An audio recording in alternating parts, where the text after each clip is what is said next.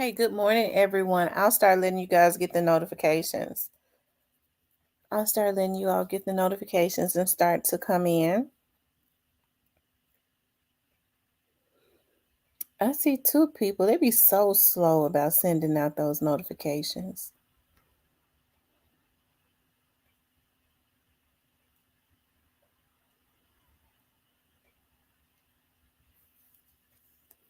Hey, Detroit Go Getter. Hey, Yam. Nothing.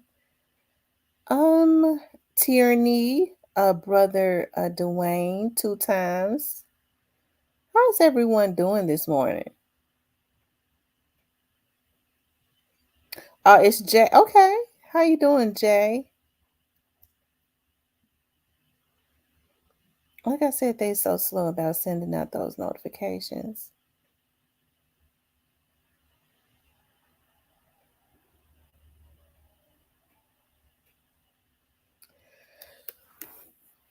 I'm fair for a square, no complaints, I suppose. I tell you. Hey, Joy Loves God. It's a beautiful morning. It is. It's kind of got a breeze, but it's beautiful. Hey, Dennis Martin. I got a free day today. I got another free day today. So I'm gonna be just fine today. Hey, Kimberly. Yeah, I'm gonna be just fine today. I got another free day. Hey, Kawana. This morning we just gonna freestyle. We doing morning coffee. Get it off your chest, and when I say that chest, I mean call in. Um, and we could basically talk about anything. I was looking at something on Facebook that one of my ex coworkers had shared. It's been some crazy stuff going on. Like for the last couple days, it's always something crazy going on around the Memphis area. But people have really lost their minds. Well, they have lost their minds, y'all. I wanted to show this right here. Hold on. Y'all, these folks lost their minds. Hold on.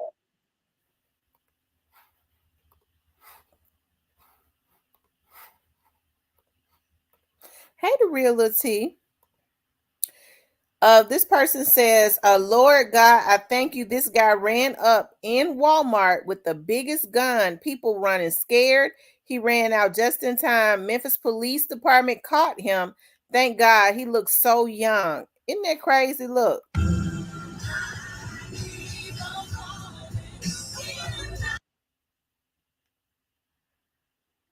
And he looks extremely young. I'm trying to see what Walmart that is. That looks like the Walmart on Austin P.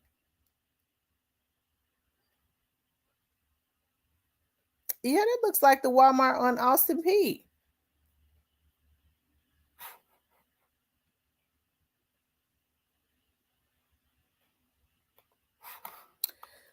Now, y'all, what was he gonna do running up in that Walmart like that with that big gun? Let me see.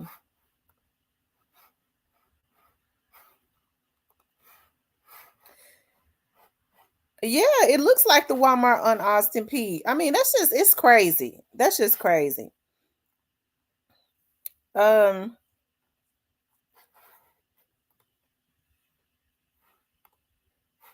Hold on.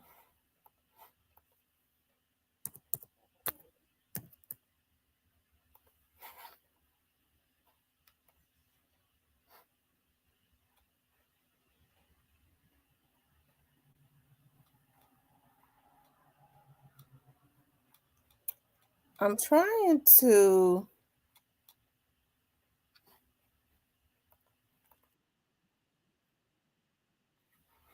find another video. What's up, Alabama hitter? Nothing, Dennis Martin. Um, I'm trying to for this video. I want to know what people just look at this video, and I want you guys to tell me what y'all think about this, okay? Just in looking at this video, take all of the emotionalism out about how you feel about police officers or thugs or whatever. Just looking at this, I want you all to tell me what y'all think about this.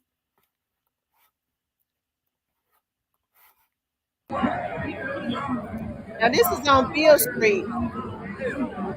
It happened last night or yesterday.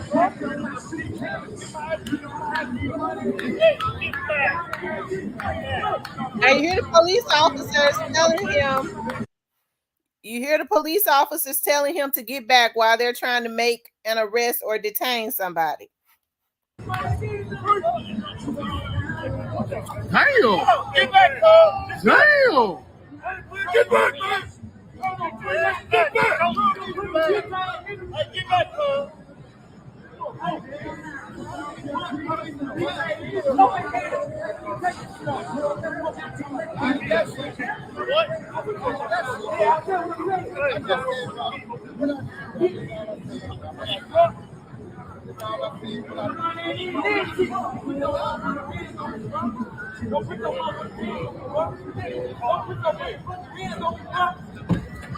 Hold on, man. Hold on.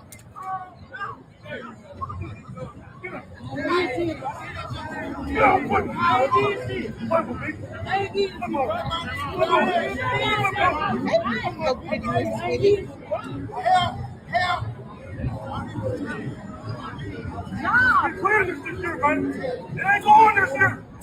Understand?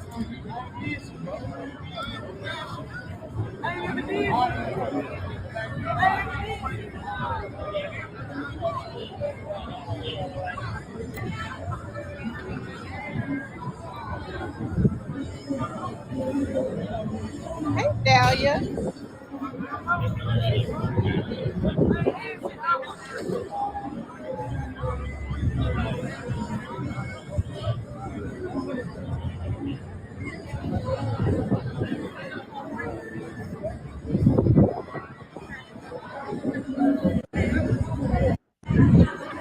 Okay, I'm gonna let y'all see this again.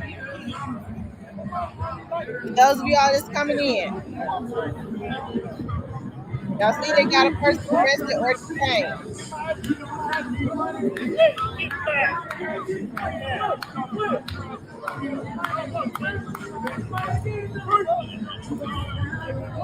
Damn! Get back, Damn! Get back, man! Get back! Get back, Hey, Nakia.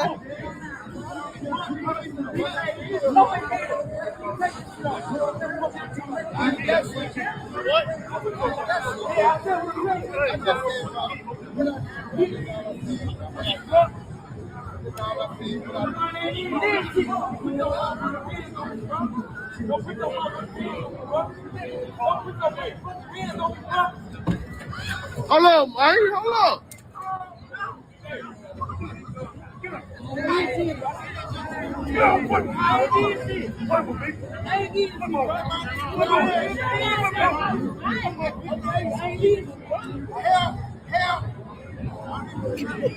He said, help, help. Clear this shit, man. It ain't going this year.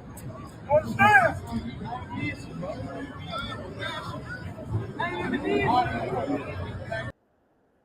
Okay, I heard that police officer said we're not playing this year, man. It's not going on this year. So based on what you all just saw, tell me how you all feel about that. I'm really interested. Maybe I should open up the call lines. We're going to talk about many different things because I got a few things I want to talk about. But just based on what you saw, what do you all think about that?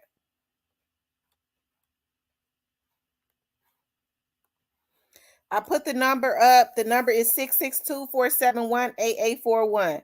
Okay.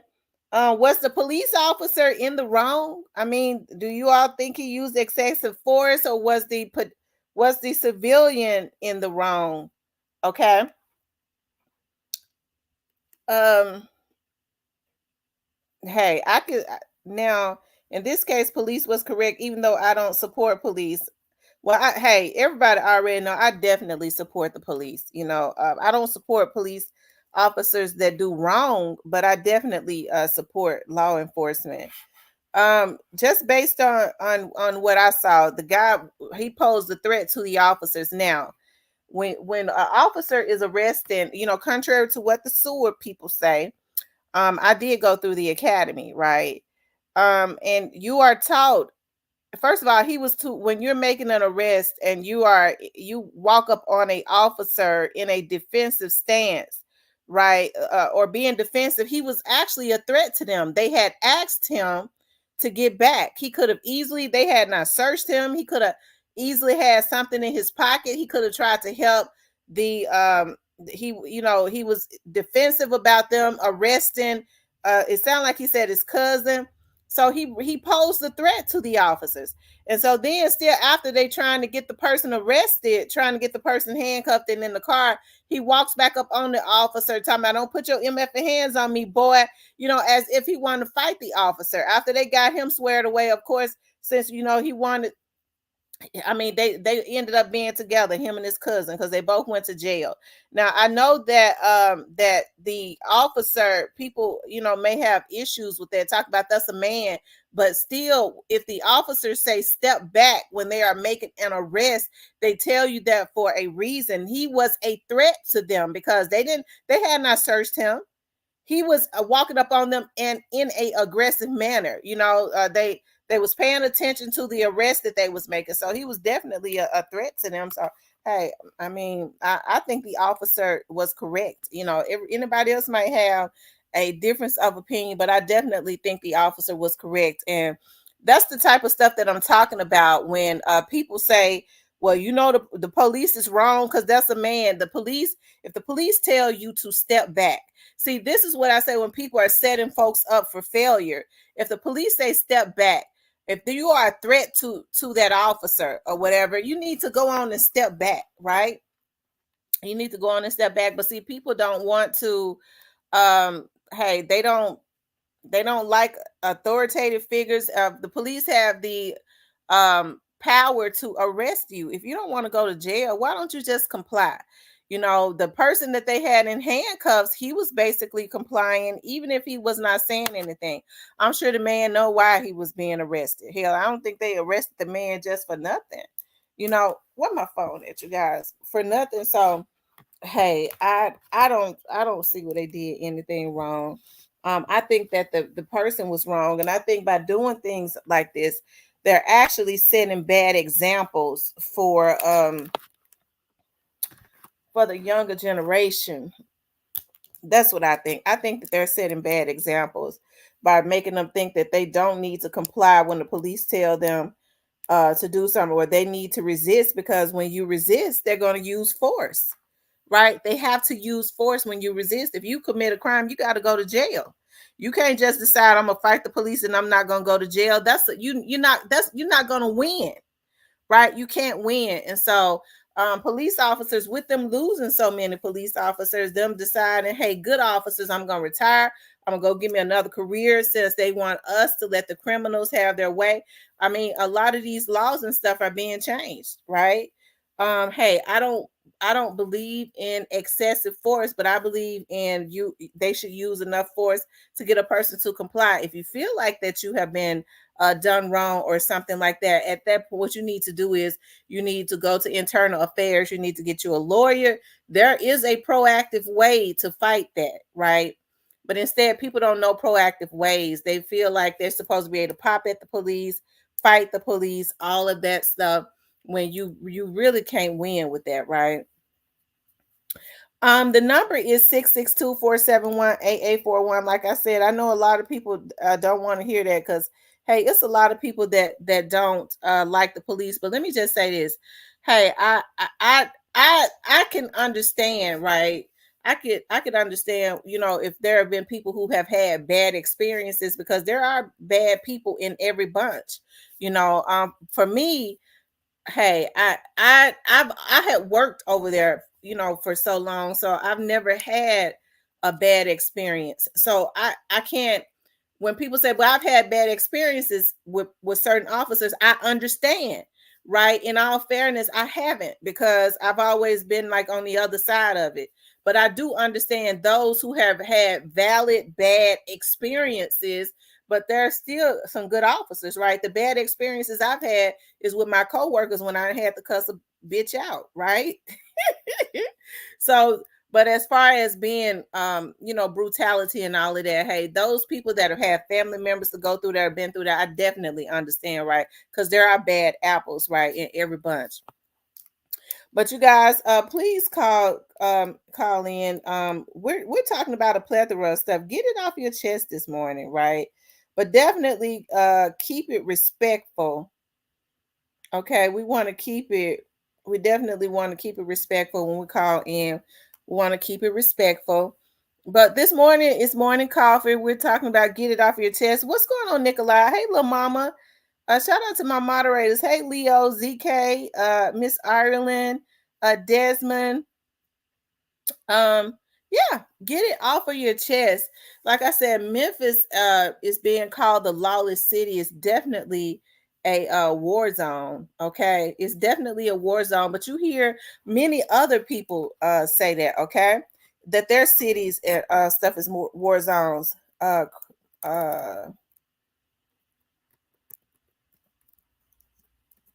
2024 murder capital. It's still too early on in the year, I believe, but this year is going by so fast. Okay.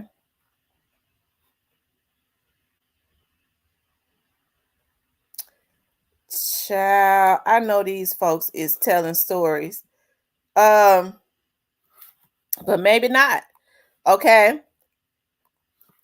Check this out right here, because I don't see Memphis at all. I think different data has different, different pages have different data.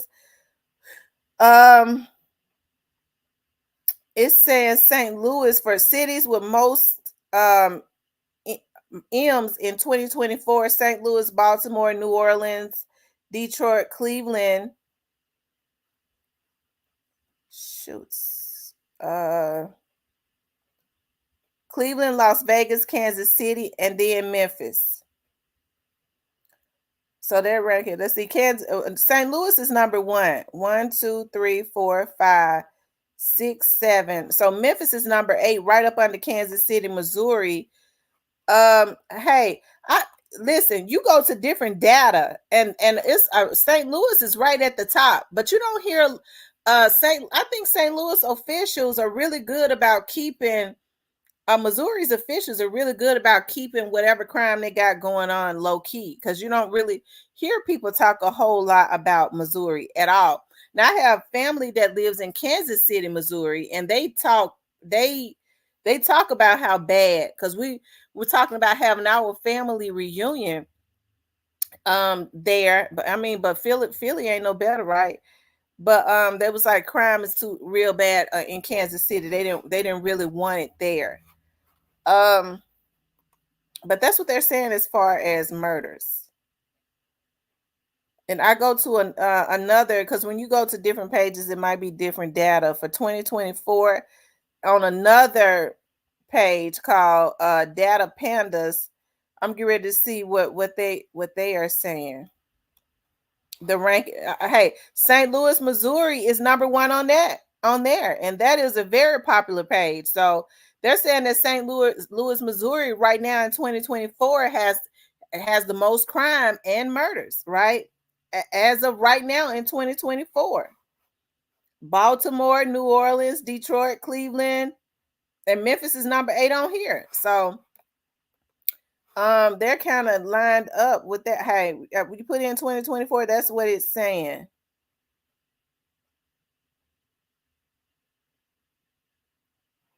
Okay, but it is saying that in the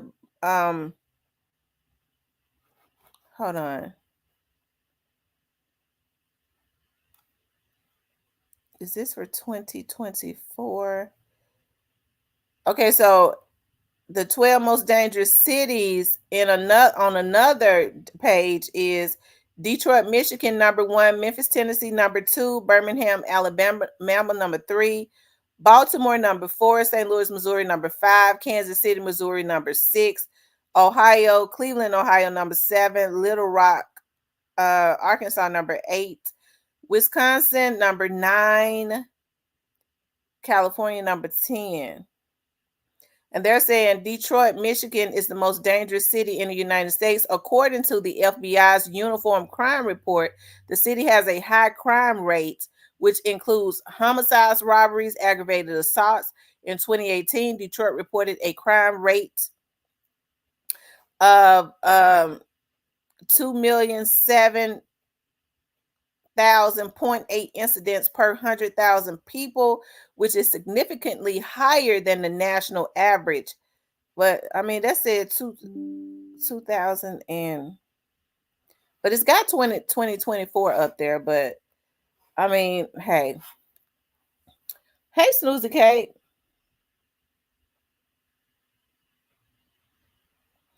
She said something just happened here, and I'm wondering if they charged the lady right. And y'all ain't even mentioned Delaware on that, right? Does Delaware have a lot of crime? Because you know what, I don't see Delaware really mentioned on any of them.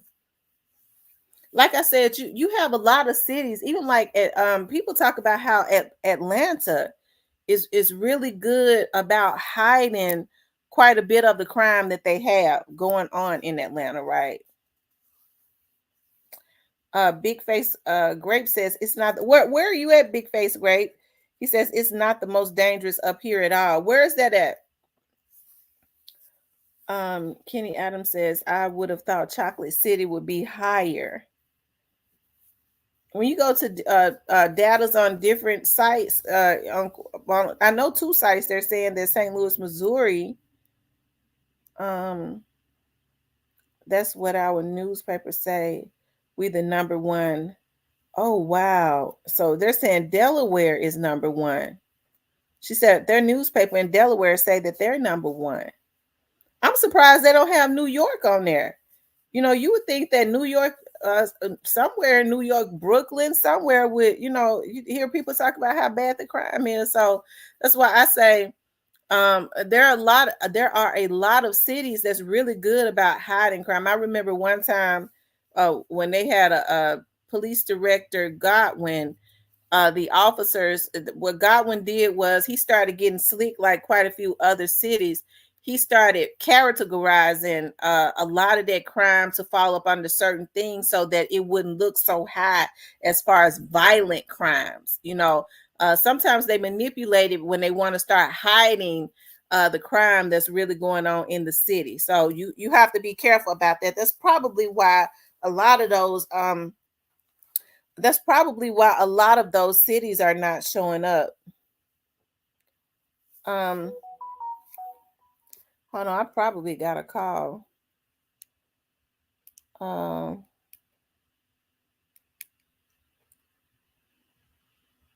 You guys, the phone number is up there. You can call in 662-471-8841. And we're just doing morning coffee. We're talking about crime right now. They made laws to charge parents with abuse for disciplining their children. Now they are arresting parents. Hey, I agree with you, James and Iris. That was definitely a setup, wasn't it? That was definitely a setup. No system could ever tell me that I couldn't discipline my damn child. You know what I mean? Like, but that's what was happening. You had children, they had gone, the kids was calling, y'all, we never should have allowed them. That's the reason why, that's one of the reasons why I say, like, we don't have to just lay low and not do anything. Okay. When you have politicians and stuff to get together and vote for stuff like that, then what we have to do is we have to organize and get them out of office. We don't have to just lay down and take it. They started that. It was so bad at one time when parents was trying to discipline their child, the kids was calling the police on the parents. So the parents was having to comply with the children. Mama, I'm gonna call the police on you then. When the parent tried to discipline their child about their homework or being disrespectful, the parent was like a prisoner in their own home. The child would get on the phone and call the police. My mama trying to do something, trying to whoop me because I don't want to mind her. And the parents was going to jail, right? So yeah, this stuff was definitely engineered, and now things are out of control. Like this ain't just something, this is not something that just happened overnight. They had an agenda. They wanted for this to start happening, especially in the Black community, right? And now, all the kids and stuff, it's a lot of kids and stuff that are out of control. Japan said, I just learned some interesting information. JK says, my son called them on his dad. Guess what? He got punched down to the ground.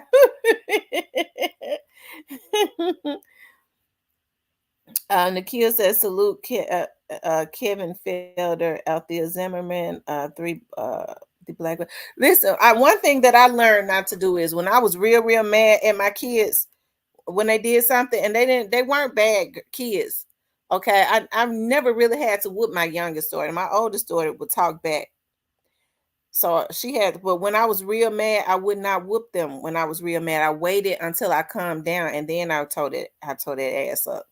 Because I don't think it's good to whoop kids when you're mad, because you'll go too far. But when I calmed down, I went on back there in that back room and got them.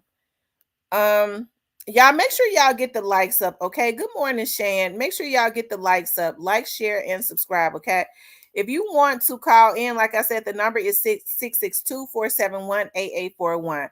I feel like this was engineered, and now the same thing is going on with the police. Hey, I believe that when police officers see, it's a game, because when police officers do wrong, right, especially if they're out there committing brutality, it shouldn't take the public getting out, protesting and stuff about that police officer.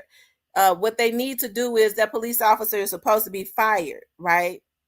If you committing excessive force and you have a history of doing it, you're supposed to be fired. You shouldn't even be a police officer, okay?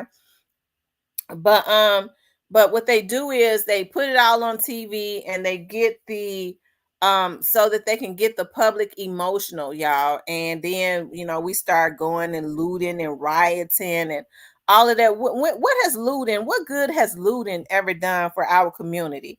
And in the process of looting and stuff, you're tearing up Black businesses, you're going into houses and tearing up houses. And you know what's so weird to me?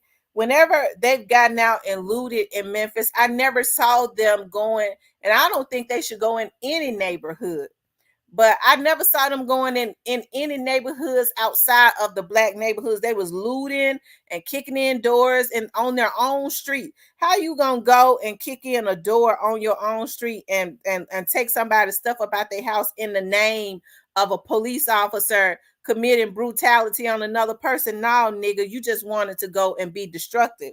They gone all into the stores, that the one Black store in your neighborhood, they went in there and pulling all the drink machines and stuff up out of that store. That man been a Black owner in your neighborhood for 50 years. We doing it in the name of Rodney King.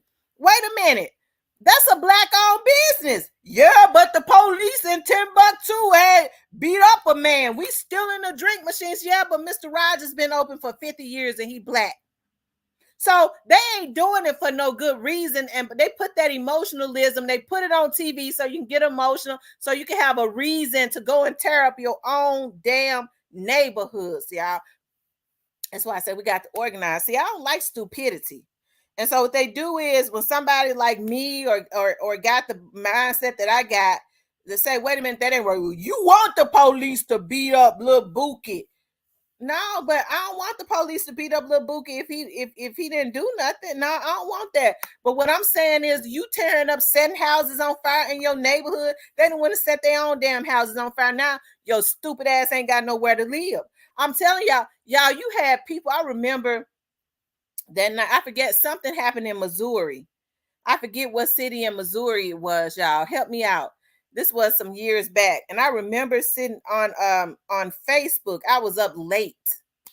I remember sitting on Facebook, and there's a Black shoe company in downtown Memphis that has been there for years and years and years. The only Black shoe store that had been downtown. That Black man been open for years, and his wife and them.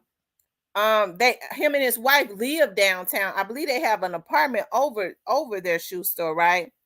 So I'm looking at his wife on Facebook. I didn't even know I was friends with her. And she said, "Oh my God, baby." Now I'm looking at all these damn fools and don't get up and go to work.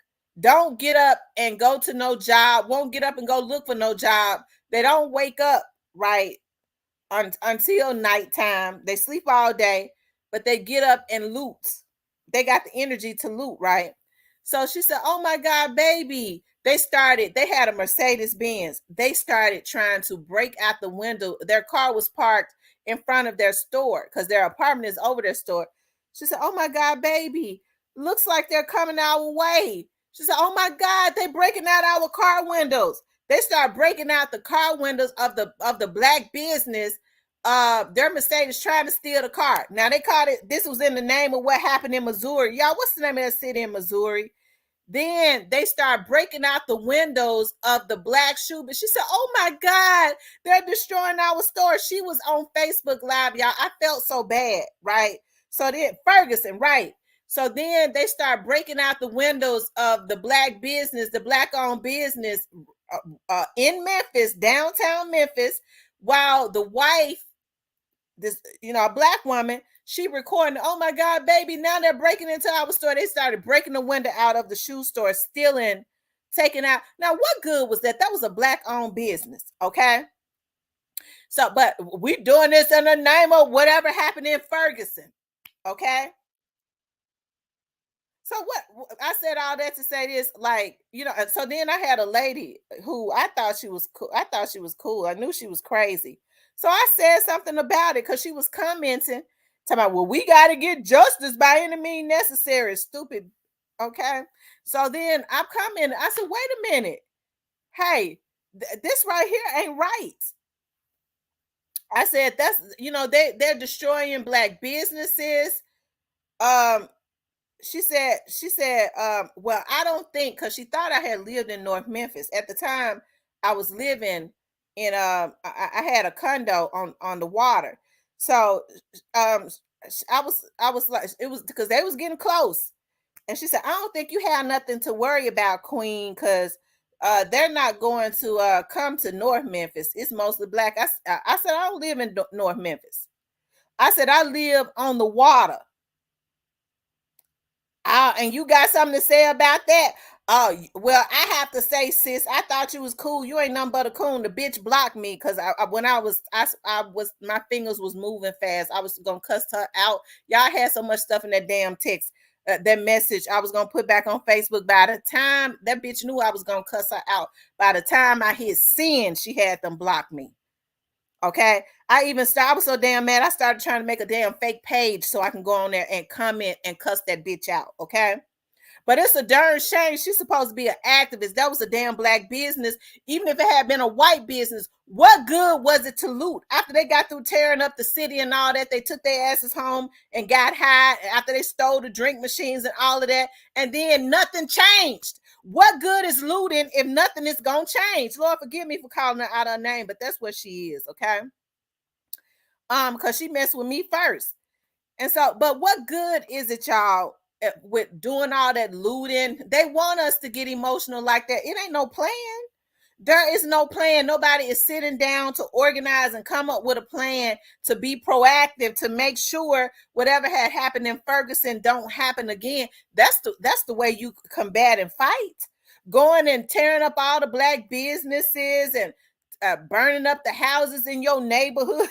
You sitting all out on the curb because in the name of what happened on Ferguson, I burned up my own house. Now you ain't got no damn where to live. But that's what was happening. They was tearing up their own neighborhood. We tear up our own neighborhoods and communities. And who does that help? Right? We don't really own anything to be able to go and reconstruct these houses and all of that. Okay, the one black business in your store that is a family owned black business that have been there, nigga, you ain't got no car to go nowhere else, so you didn't have to go to that store your whole life to get bread. It was convenient in your neighborhood, and you run up in there, you know the people by name, they've been knowing you since you was a little boy, and you run your ass up in there and steal all them folks stuff, loot, okay, steal all the candy and stuff up at the store, all the bread, and now the store closed down, right? Y'all done put the folks in the hole. Now that black businesses had to shut down, your ass ain't got skates to get to the Walmart. But that's what happened. So that black business is shut down. Now you really got to go out to the Walmarts, to the Krogers that ain't owned by no black folks to put all your dollars in there. Okay. So that's why I say, our community, I know I think I got too deep into that. But I get emotional and passionate when I start talking about stuff like that, because our community needs some help. I've been saying that. Hey, people don't be liking when I say that, I love the police. Listen, you can't work somewhere for almost 20 years and not have knowing the insides. Well, I understand that everybody is different. It's there's some a-holes, but it's some people that ain't police officers that are a-holes. Okay. But our people, our community don't want structure. There is no structure. We don't want structure, and people are able to make millions of dollars off of us not being structured. My dad was an elected official. My dad used to say it all the time. Hey, other races get rich off of the disadvantage of, and what other people don't know. My dad used to always say, rich folks get rich off of what poor people don't know. Right? And so that's why I say, these leaders, hey, I don't really understand it. With these so-called national leaders that we call ourselves, guys, it's time to raise up some new leaders. Well, Al Sharpton, our leader, he ain't look, don't get me started. Okay. Hey, I do like Minister Farrakhan, but Minister Farrakhan is in his 90s. Okay. And so it's time to start raising up leaders that are truly, and not let nobody use you to take them out. Because as soon as we do get another Malcolm X or something like that, you get a damn cuckabug head that get jealous of him. And then somebody is able to infiltrate. Look here, I give you $2 million, to infiltrate that and take them out. You gonna give me $2 million? You messing up you ruining the future of your generations, right? And then they're able to infiltrate. That's why I say there has to be structure, and then there has to be some repercussions. See, people don't want me to say that. No black person should feel comfortable with selling out or setting up a upcoming leader. It's gotta be some repercussions so anybody can be scared to do it. Nigga, the government ain't gonna be able to hide you this time. I promise you ain't gonna be able to hide. If we find out that you don't infiltrate a leader that's coming up like a Malcolm X or a Dr. King, you or your family won't be able to hide, nigga. Okay? If they know it's going to be some repercussions, they won't do it. We have black people selling each other out, and we've been doing it for a damn cheeseburger, and you better not put no mayonnaise and ketchup on it, okay? They'll do anything. And that's because there is no repercussions. And once they see that we are structured and there are going to be repercussions, I bet you they think twice about doing it. Now, you ain't going to be able to hide me, Mr. Government. You won't be able to hide me. I ain't going to do it. You ought to have pride anyways, right? You don't see no other race selling out their community.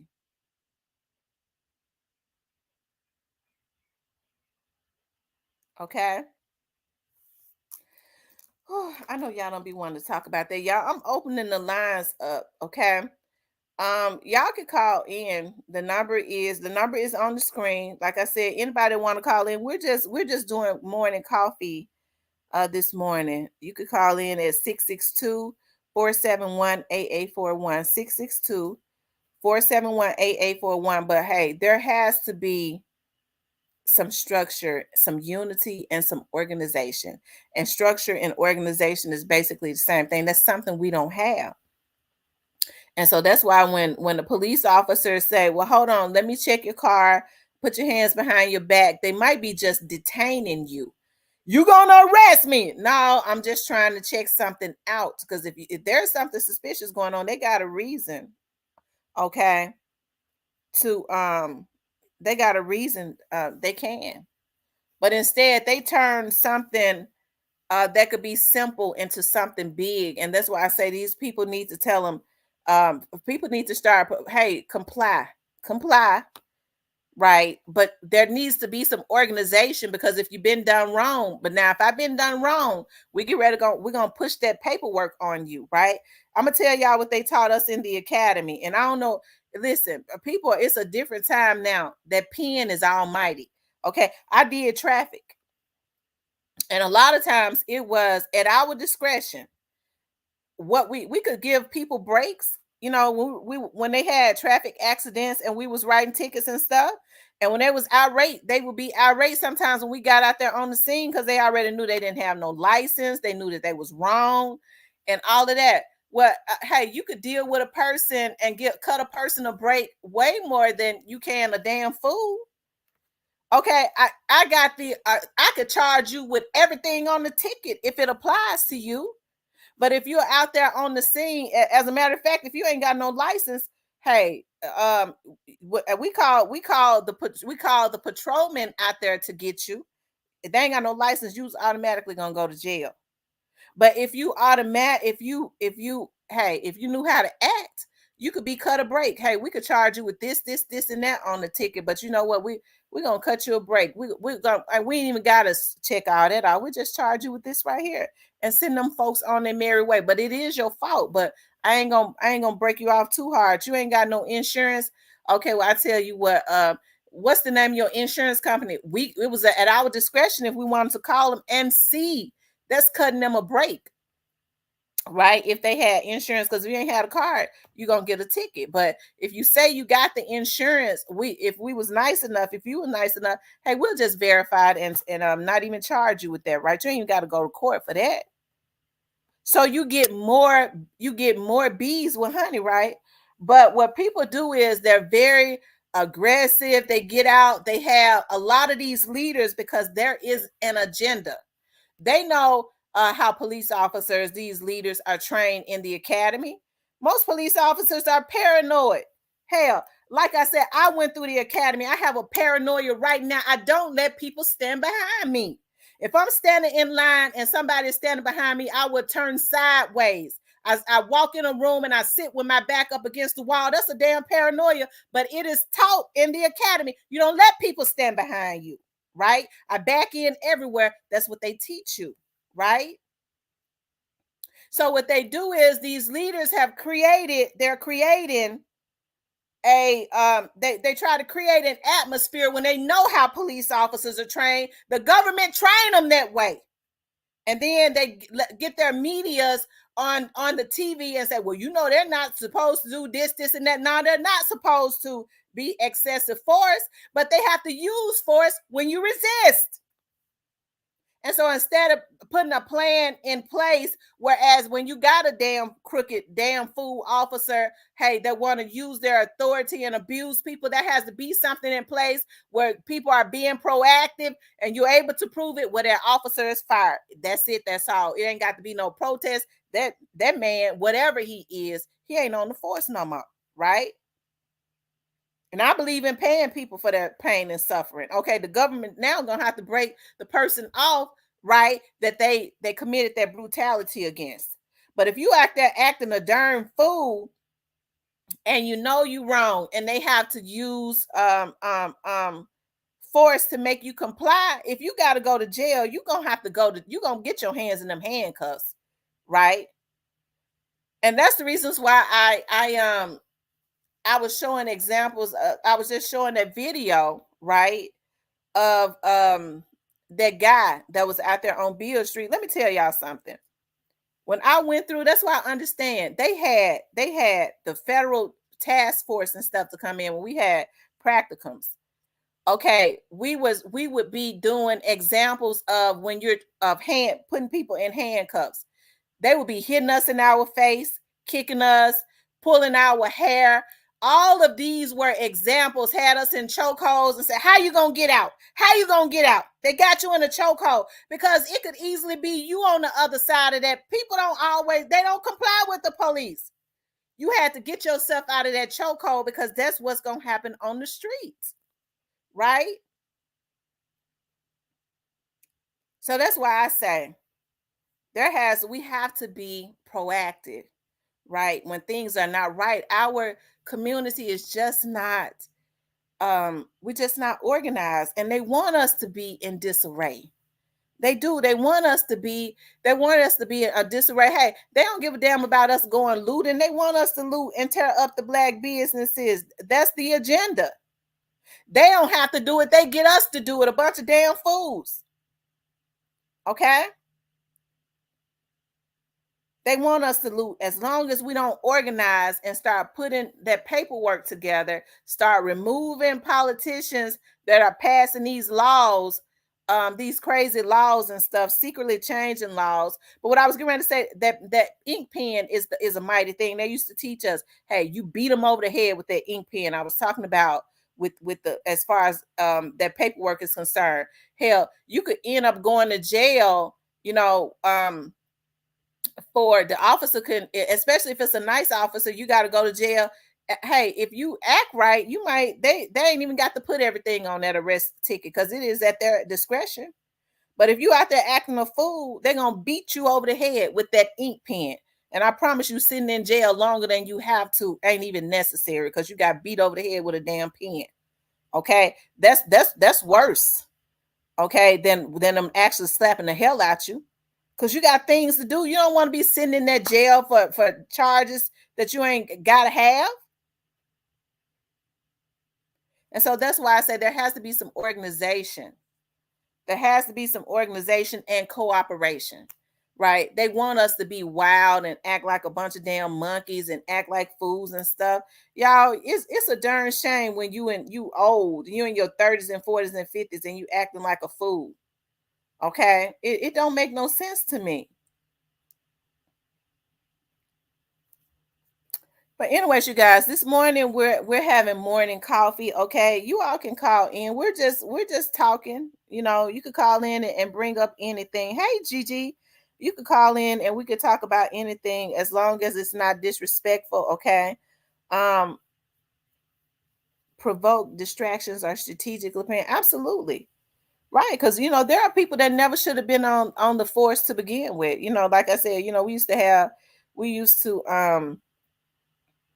laugh at certain officers who always had a bad history, right, of doing things. Believe it or not, there are police officers that don't even like riding with officers that are hotheads, because they make their job harder than they have to make it. Now, he a hothead, he just stupid.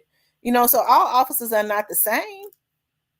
Okay, they're full of piss and vinegar and all that, so they make their jobs harder because they want to get out with all that piss and vinegar and flex. And we used to make fun of certain officers like that. We used to talk about how some of them were beat up in high school and they was ugly and all that, and they become police officers to throw their weight around because they got tired of being bullied and beat up in high school, and then they was ugly and couldn't get a girlfriend. Okay, so we used to make fun of them.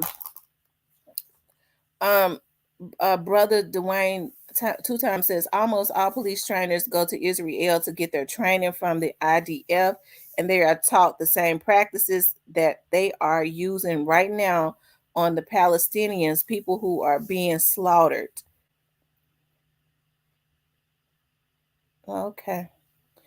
Diane says, hey Diane, so witty.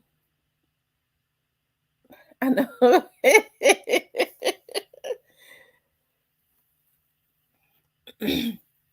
Oh wow. Mm. But anyways, you guys, like I said, we're just talking. This morning we're doing a morning coffee, and we're talking about everything. We're talking about crime. We're talking about organization within the black community and the black community, and we do have to organize. I never thought that I would live to see the day. Y'all get the likes up. Get the likes up. I never thought that I would live to see the day um where we could be so messed up. And trust me, there are a lot of educated black people.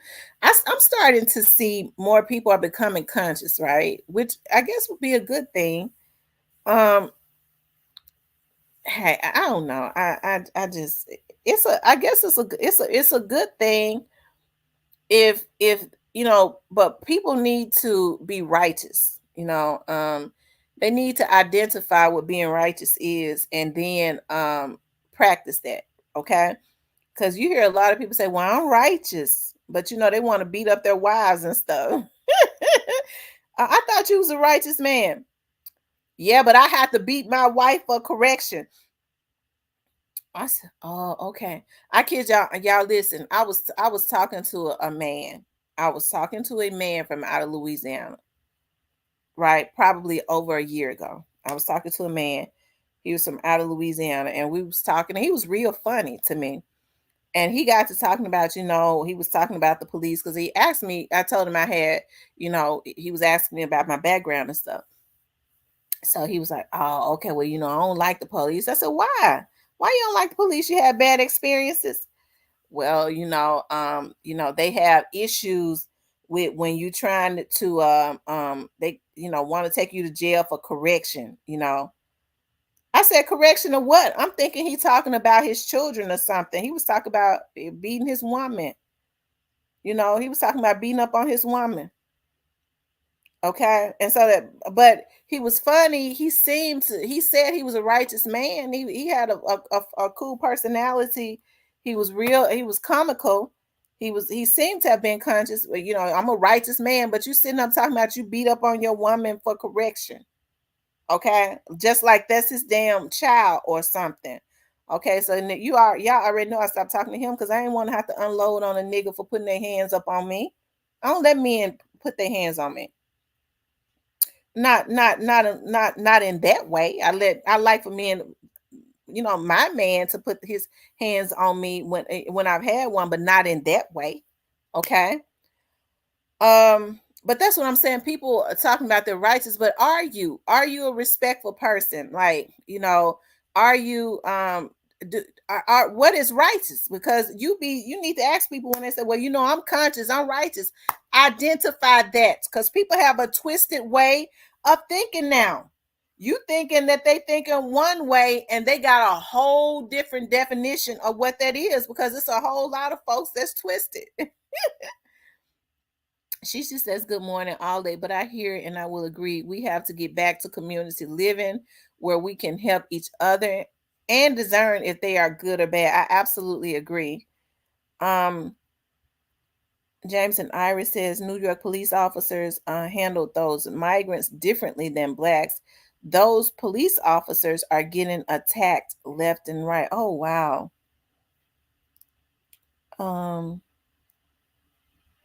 Hey, Alicia Gray. You guys, like I said, the phone lines are open. So if you want to call in, y'all could definitely call in. Hey, the lines are open. Okay. Let me see, because sometimes it don't ring. Okay, it's 662-471-8841. 662-471-8841. If folk read the word, it will show and tell you how to live righteous, and however a willing heart is the key. Right. And then your heart has to be right. A lot of people just got real contaminated hearts. It's all about me and mine, and that's it. It's about getting what you can get off of people.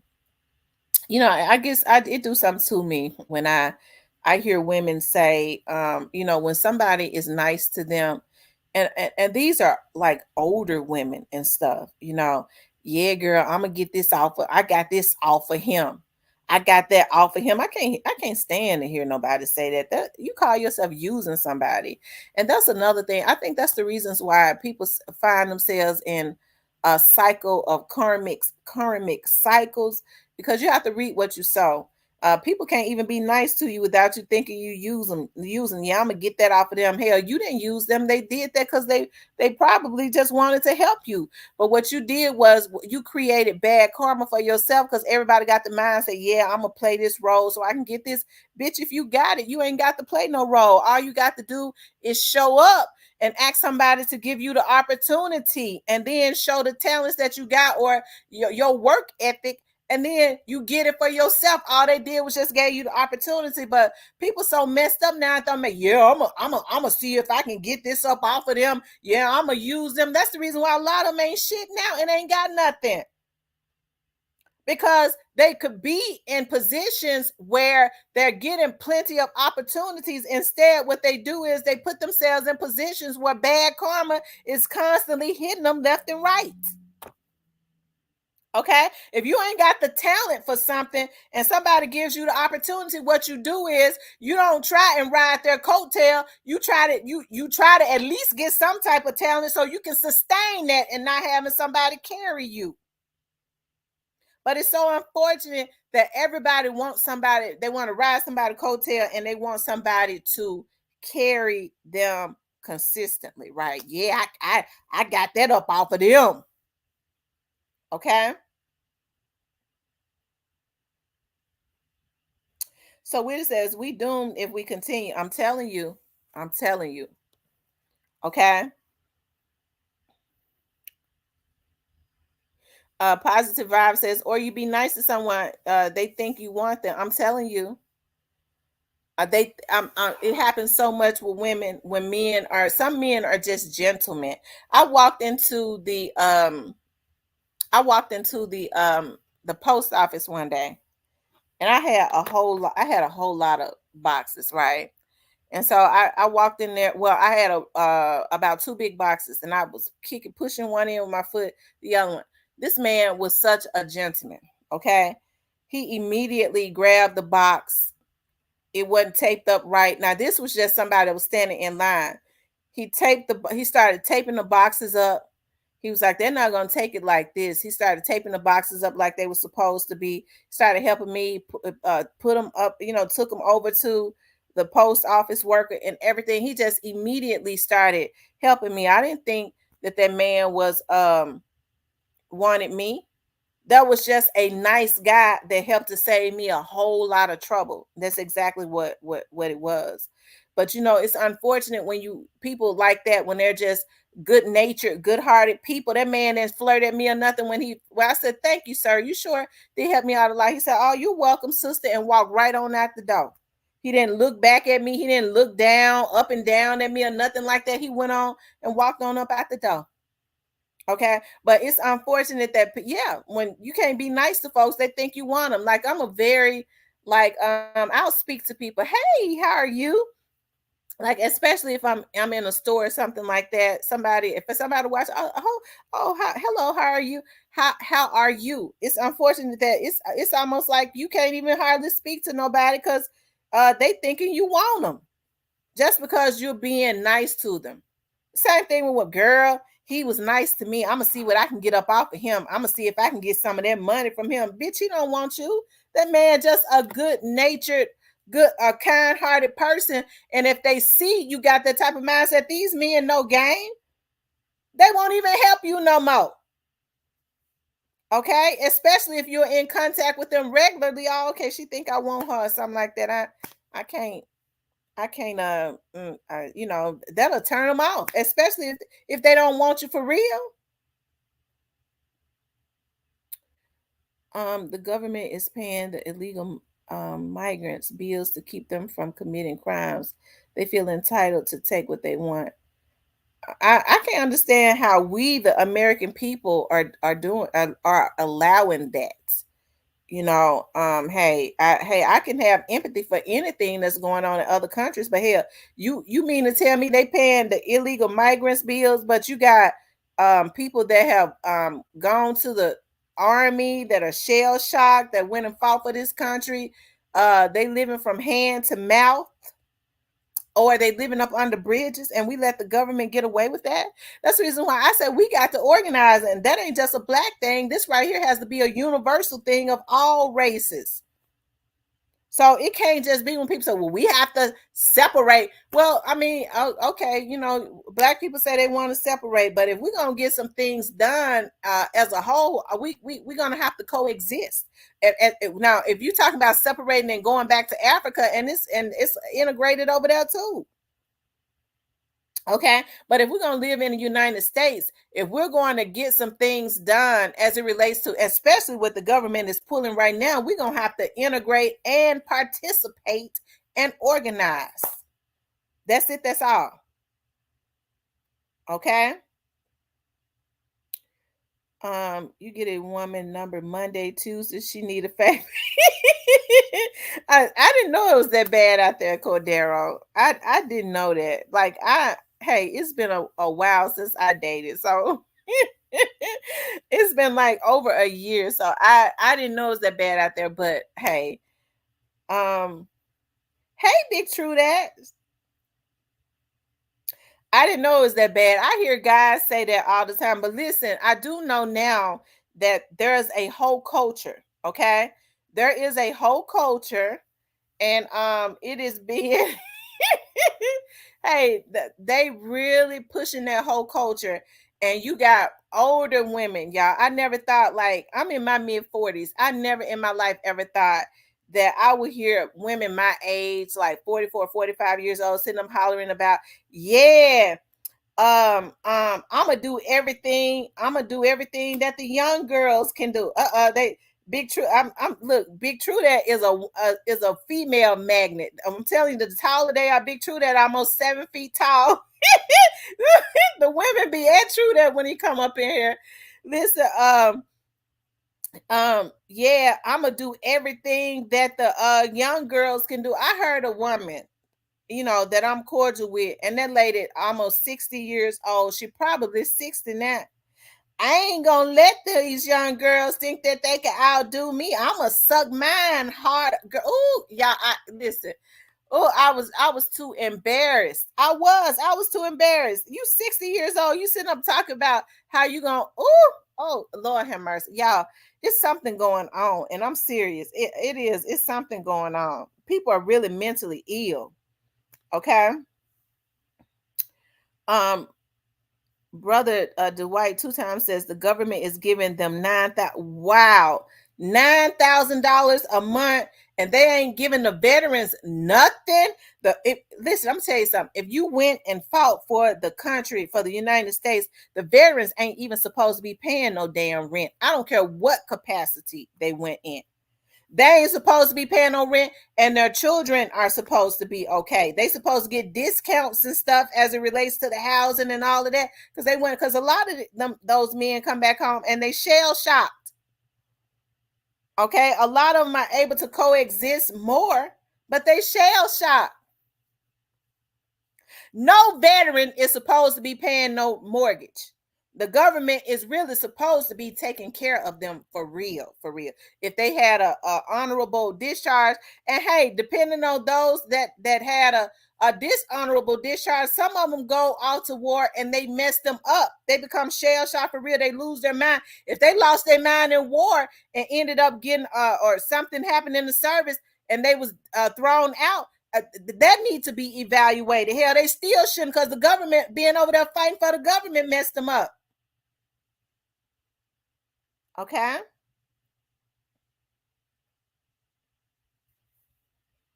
But Cordero says that the women need something after 2 days. Lord have mercy. Oh my God. Oh my God. Mm. Well, that's the thing now, and it's unfortunate. My girls were not taught that, okay? But I think that is very unfortunate at this point for I think it's very unfortunate at this point for young ladies to feel like, my mother was saying just not too long ago. She said, "Whoever told these girls that it would be better to lay on their backs and get money rather than go and get a job?" She said, "Whoever taught that to these girls? Why do they think that is okay?" Y'all, it's a darn shame before God. Like, you would think now, and I ain't trying to get to preaching, but you would think that your body is a temple. Like, it ain't even good to be letting all them different spirits and souls. But now they were saying a lot of these young women feel like, well, I had just gave him head. I ain't even have to give him none. You putting your mouth on these men for some money, and you think that's nothing? So that's why I say, y'all, we messed up. I mean, no, there are no morals, no foundations. Folks are messed up with all of these different spirits. You gotta, anytime you can lay down with a whole lot of different people, you're mentally unstable. Okay, I'm gonna tell y'all something with prostitutes.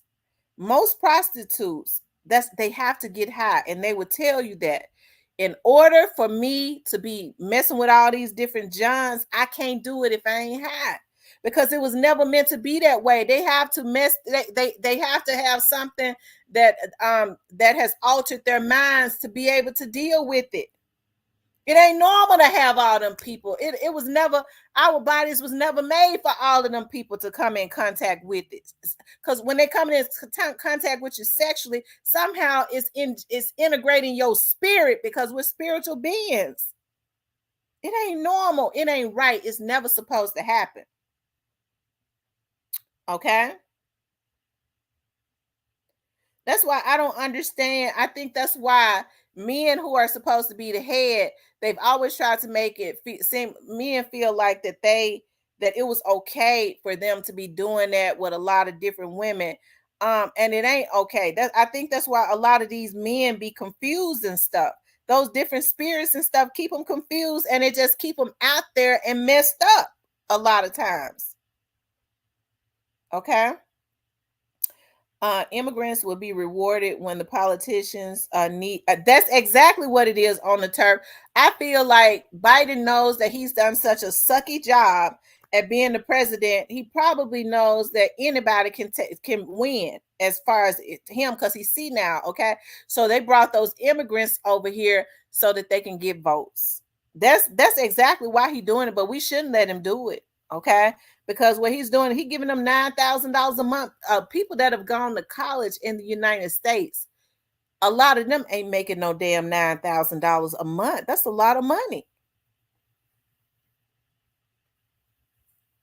And they got debts.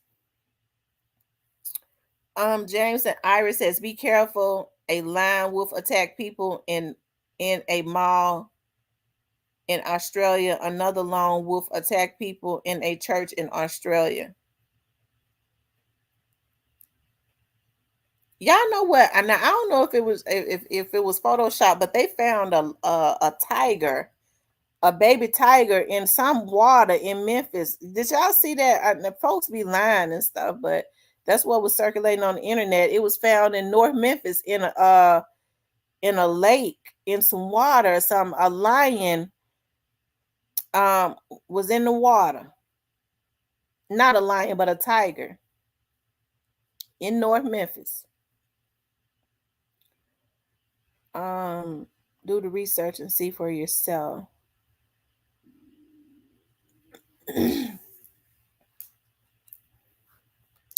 It really happened. Laugh out loud. They be escaping the zoo. Normally when they escape the zoo, they put it on the news. Because I know lions can swim. They like the water. Tigers can swim. They like the water. Lions are afraid of water.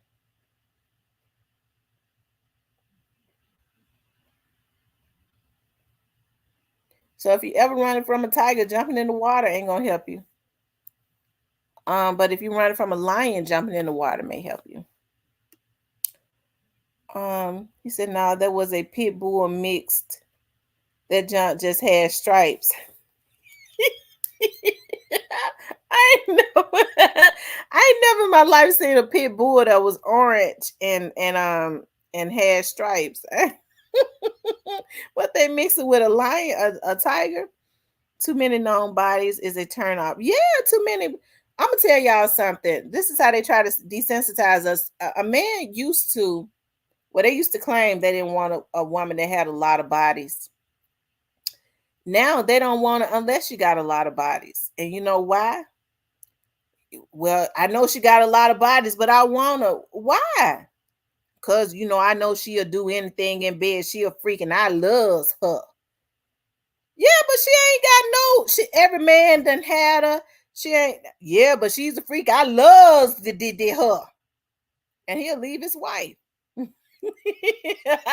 Y'all know I'm telling the truth. I don't like no simp at all. I don't like no simp. Period. When they get messed up over sex, that's a simp. They'll always treat a good woman wrong. Okay. They'll be trying to get with her so that they can come up, so that they can go give it to a whore. Cordero says, North Memphis, Maine, they finna catch that tiger. Y'all finna see some. That tiger gonna eat the hell out of them. That tiger gonna eat them up. Brother Two Times says, I've seen your post for quite some time and trust your insight. Just amazed, flabbergasted at how the government does. Oh, yes. And she said, me either, old sucker ass. I'm telling you, they doing it. That lady did porn movies and she's a prostitute. All that. I love her. They'll miss over anything. Why you love her? Because of what she do in bed. I'm telling y'all, old niggas, not the young ones, because these young dudes a lot of them seem to have more sense than some of these old ones.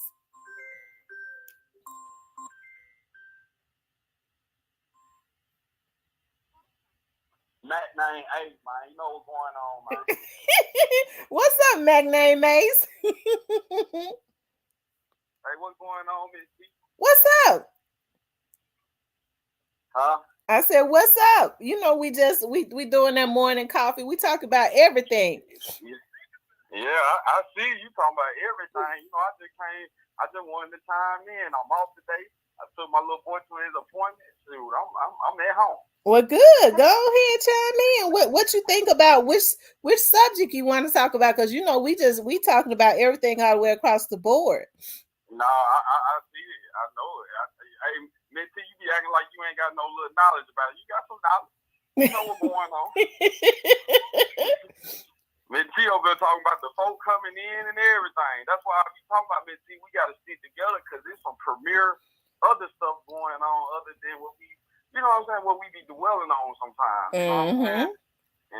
And when I say we, I mean our people. And it's like, you know, I think it's an agenda they letting them folks come in over here like that and making $9,000 a month. Like, and I ain't gonna lie, like they're not making it. They're not making it. They giving it to them, but they try to act like the government is broke.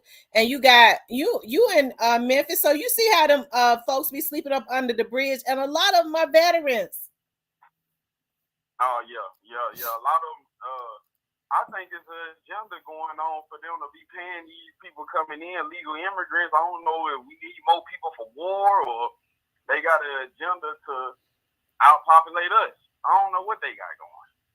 Well, I definitely think that because, you know, Biden, a lot of black people didn't pay this no attention, but Biden loves the Hispanics, okay? Which is cool. Yeah. You know, he always spoke very highly of the Hispanics. You know, they always tried to do damage control, but and which Hispanics are, you know, they're black people too, really.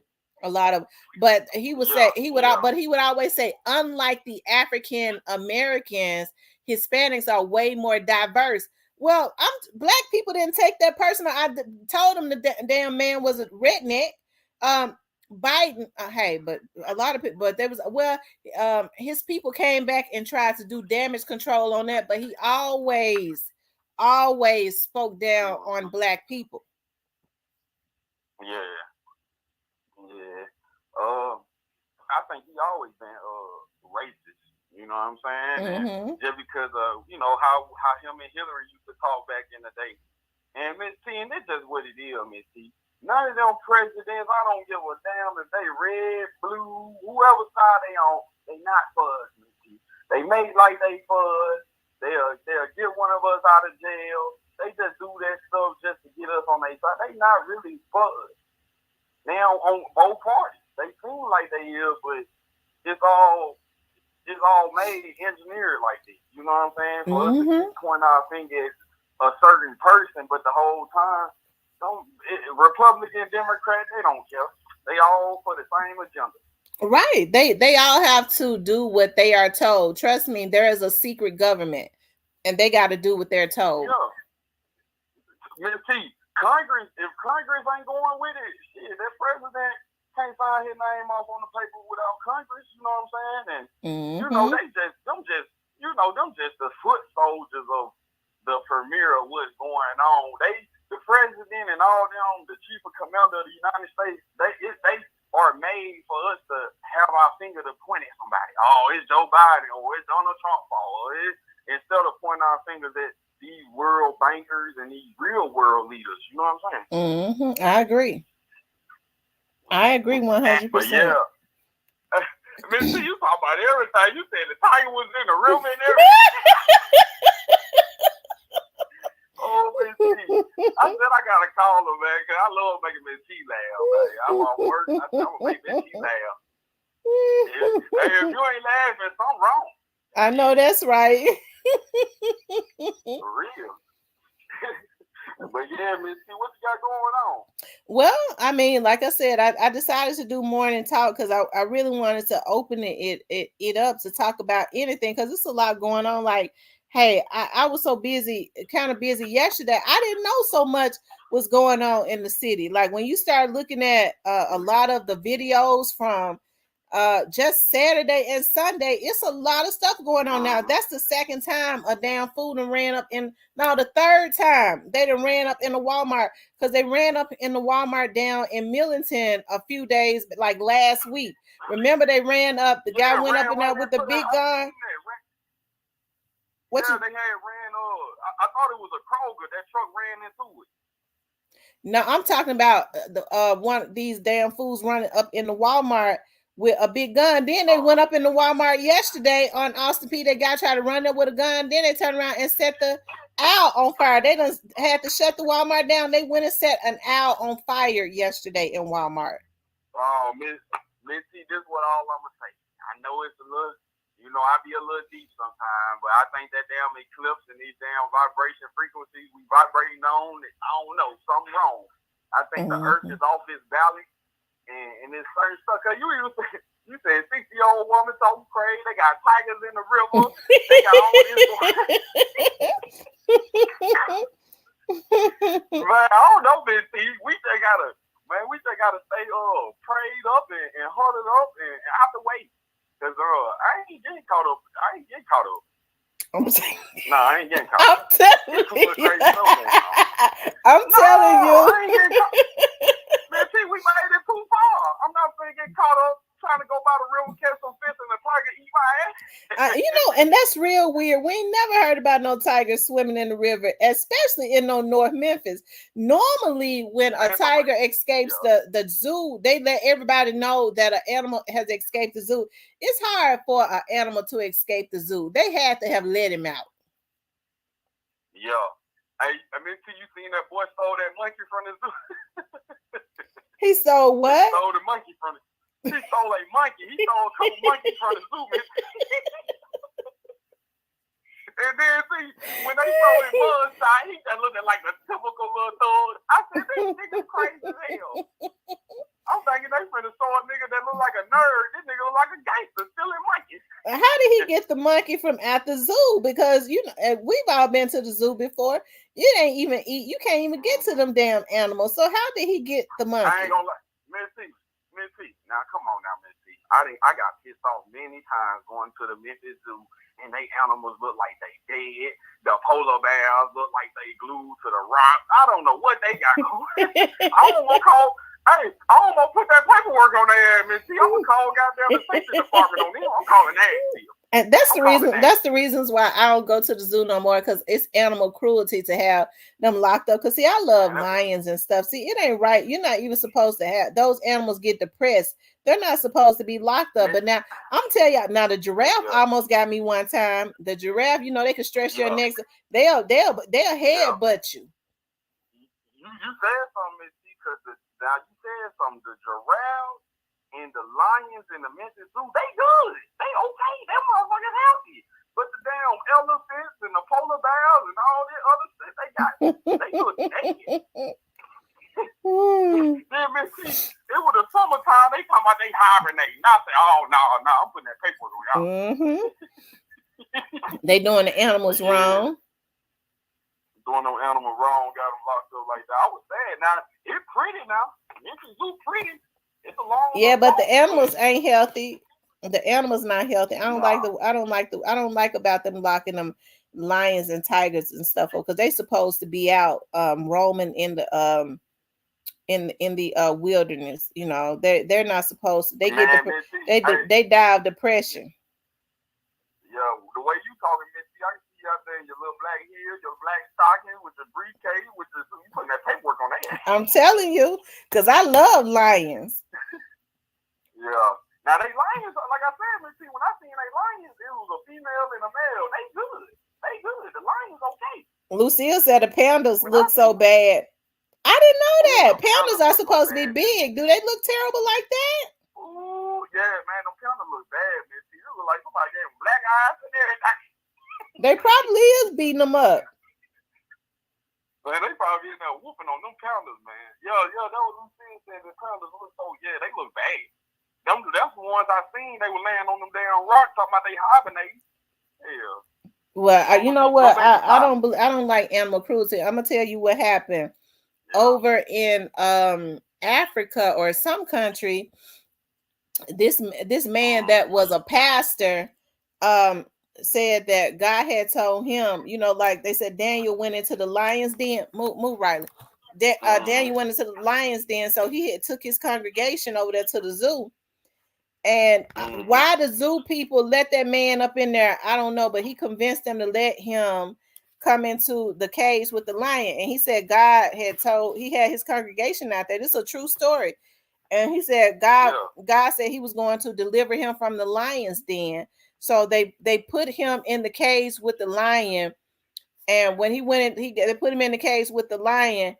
They said the lion started to devour him within seconds, and then they had to shoot the damn lions. Well, I think that's animal cruelty because that damn fool already knew what them lions was gonna do when he went up in there. Needless to say, the pastor didn't make it, but then they shoot the lions and kill the lions. To me, that's animal cruelty because he went up in there for them to whoop his ass, cat raggedy. Man, he over there thought he was down you out the Bible. Thought he was down you. Oh man. No, you can't. I ain't playing with them animals.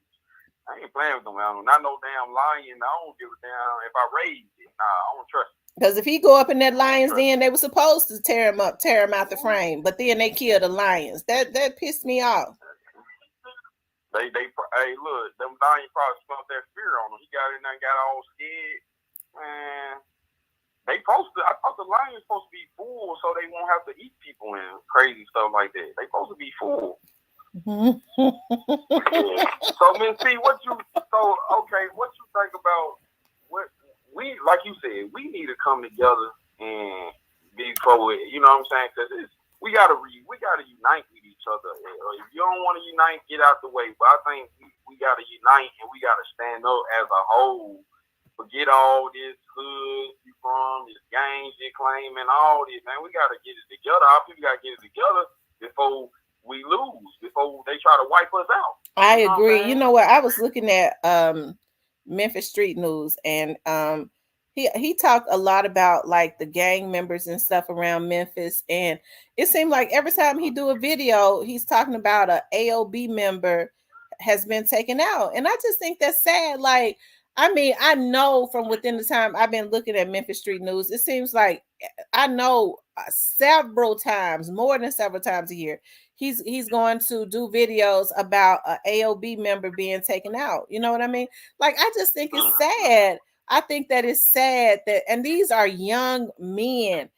I think it's so sad. And one of them, like one of the OGs, he said was taken out either yesterday or the day before. I just think that it's sad. Like when you see like some of the guys that he has posted in that game, that, and I'm not saying it don't happen in other games because it do down through the years, and you ought to see how young they look. You could tell that they're babies. Now this one was a little older, but I think that it's sad that you have so many black men just destroying each other. Yeah. You know what it is, Missy? I think people my age and older or whatever, or a little bit behind. I think we all had our time, Miss P, and we living in a different time to the point.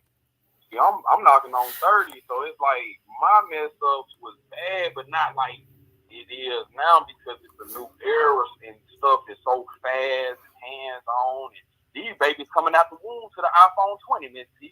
You know, we came out with the Nintendo 64, so it's a different time, and I just feel like everybody have their time to go through that development stage of being in the hood or got some hood friends or, you know what I'm saying, your cousin, your family in the hood, and it's that mentality.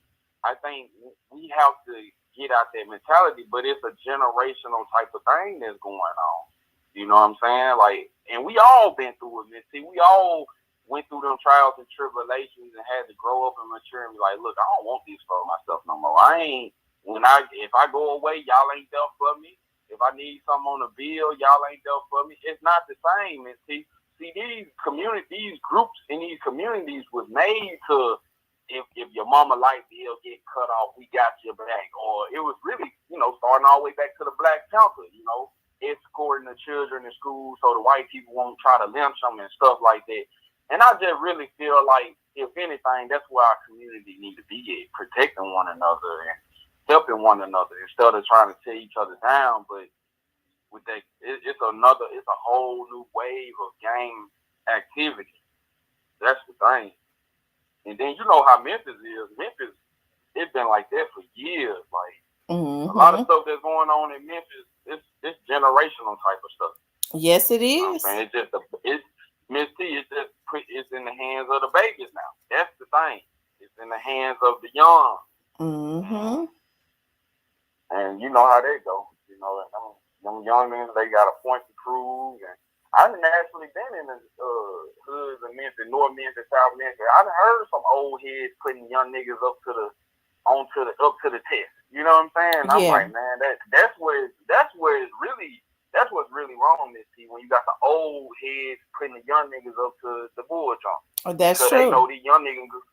Yeah, because the young niggas can go down there and bump his head. He gonna go to juvenile. But, this nigga right here, he a career felon. He gonna go do 30 years. You know what I'm saying? So they put these babies up to doing some of that stuff, too. I think.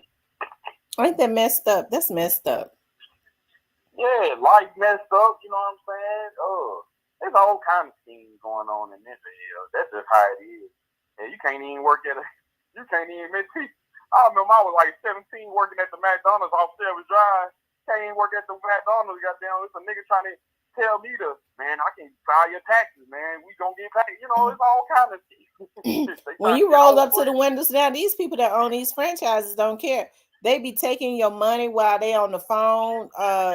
They be on the phone talking ghetto and stuff. And I even pulled up at a McDonald's one time, like they was in there, they was smoking.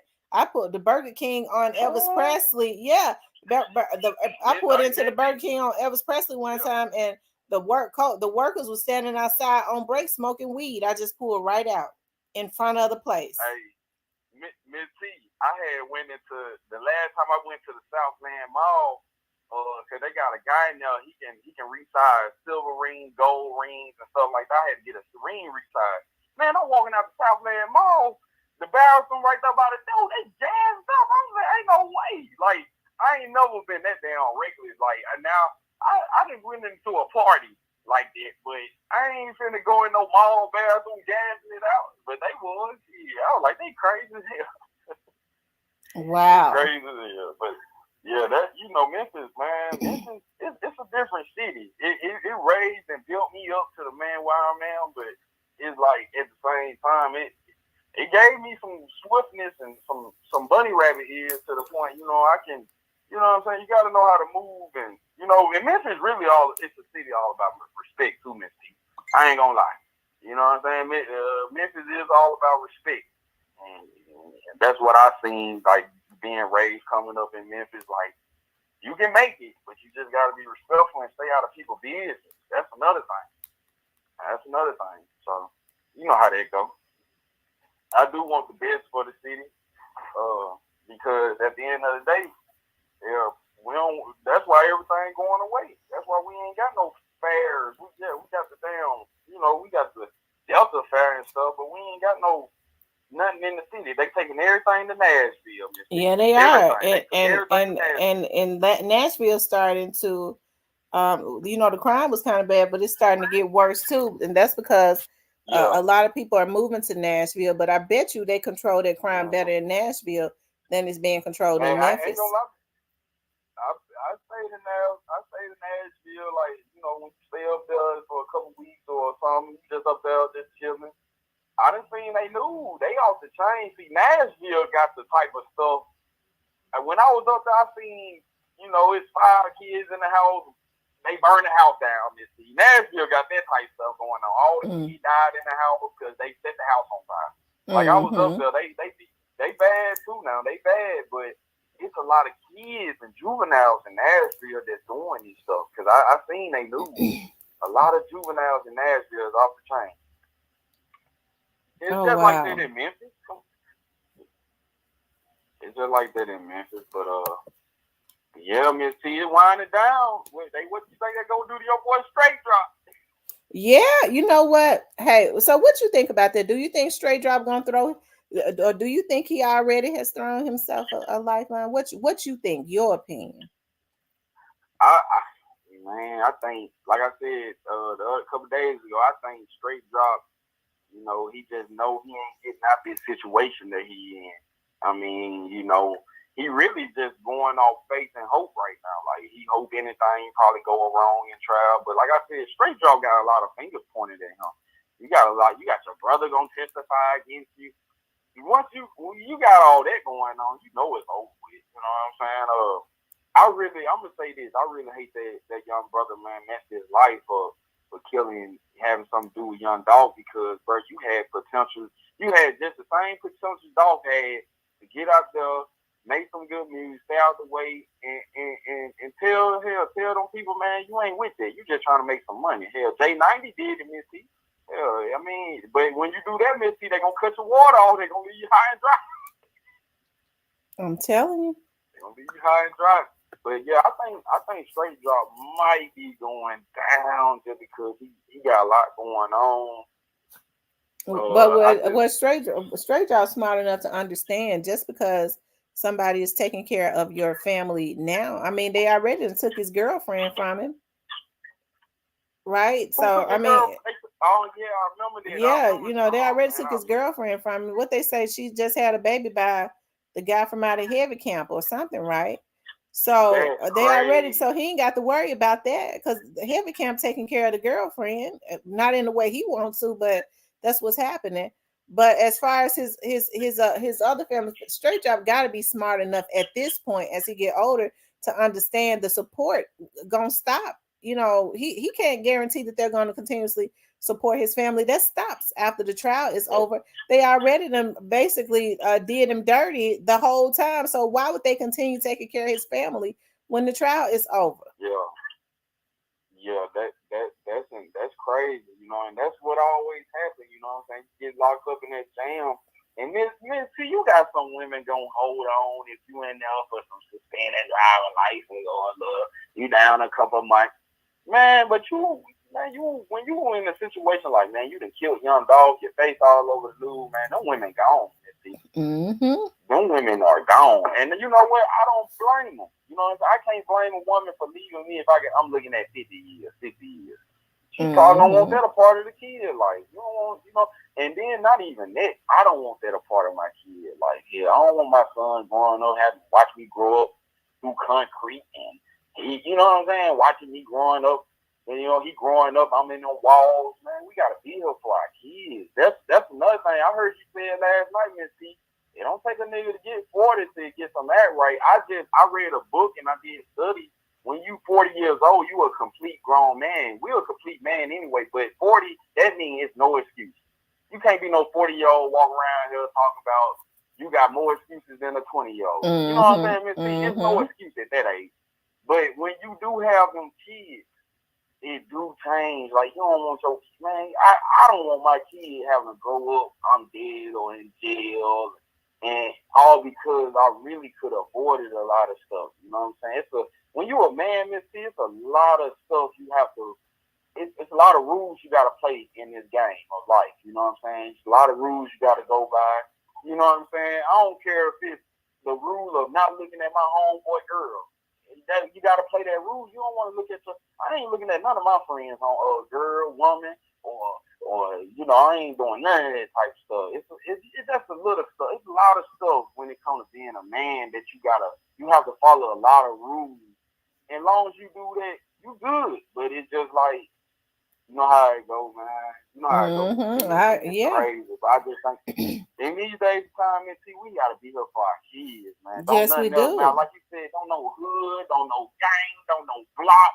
I don't care, man. All I care about is getting that little boy and get my kids to where they need to be in life. That means I've already lived my life. I shouldn't be living my life like I'm new.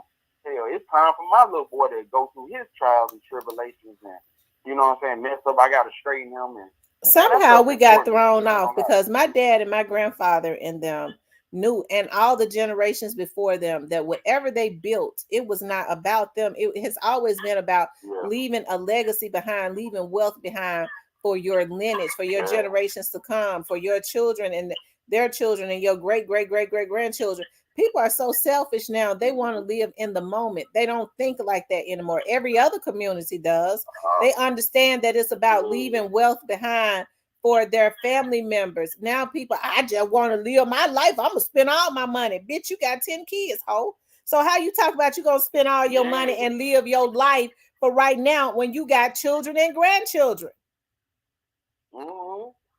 I think, man, you saying it now. You on point. We gotta.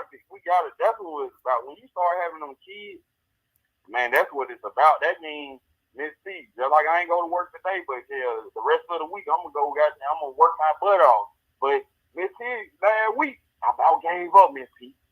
I was up on that tall, steep ass bank, Miss T, trying to weed these little shit. I about to tumble down. I almost gave up, Miss T. I had to call my son now. I said, man, if it wasn't for him, I'd be out of here. But that's Miss T. It's good to have, you know, your child, when you know, to have with some kids, and then when you working hard and you about to give up, you gonna think about some kids. Like, nah, I can't give up.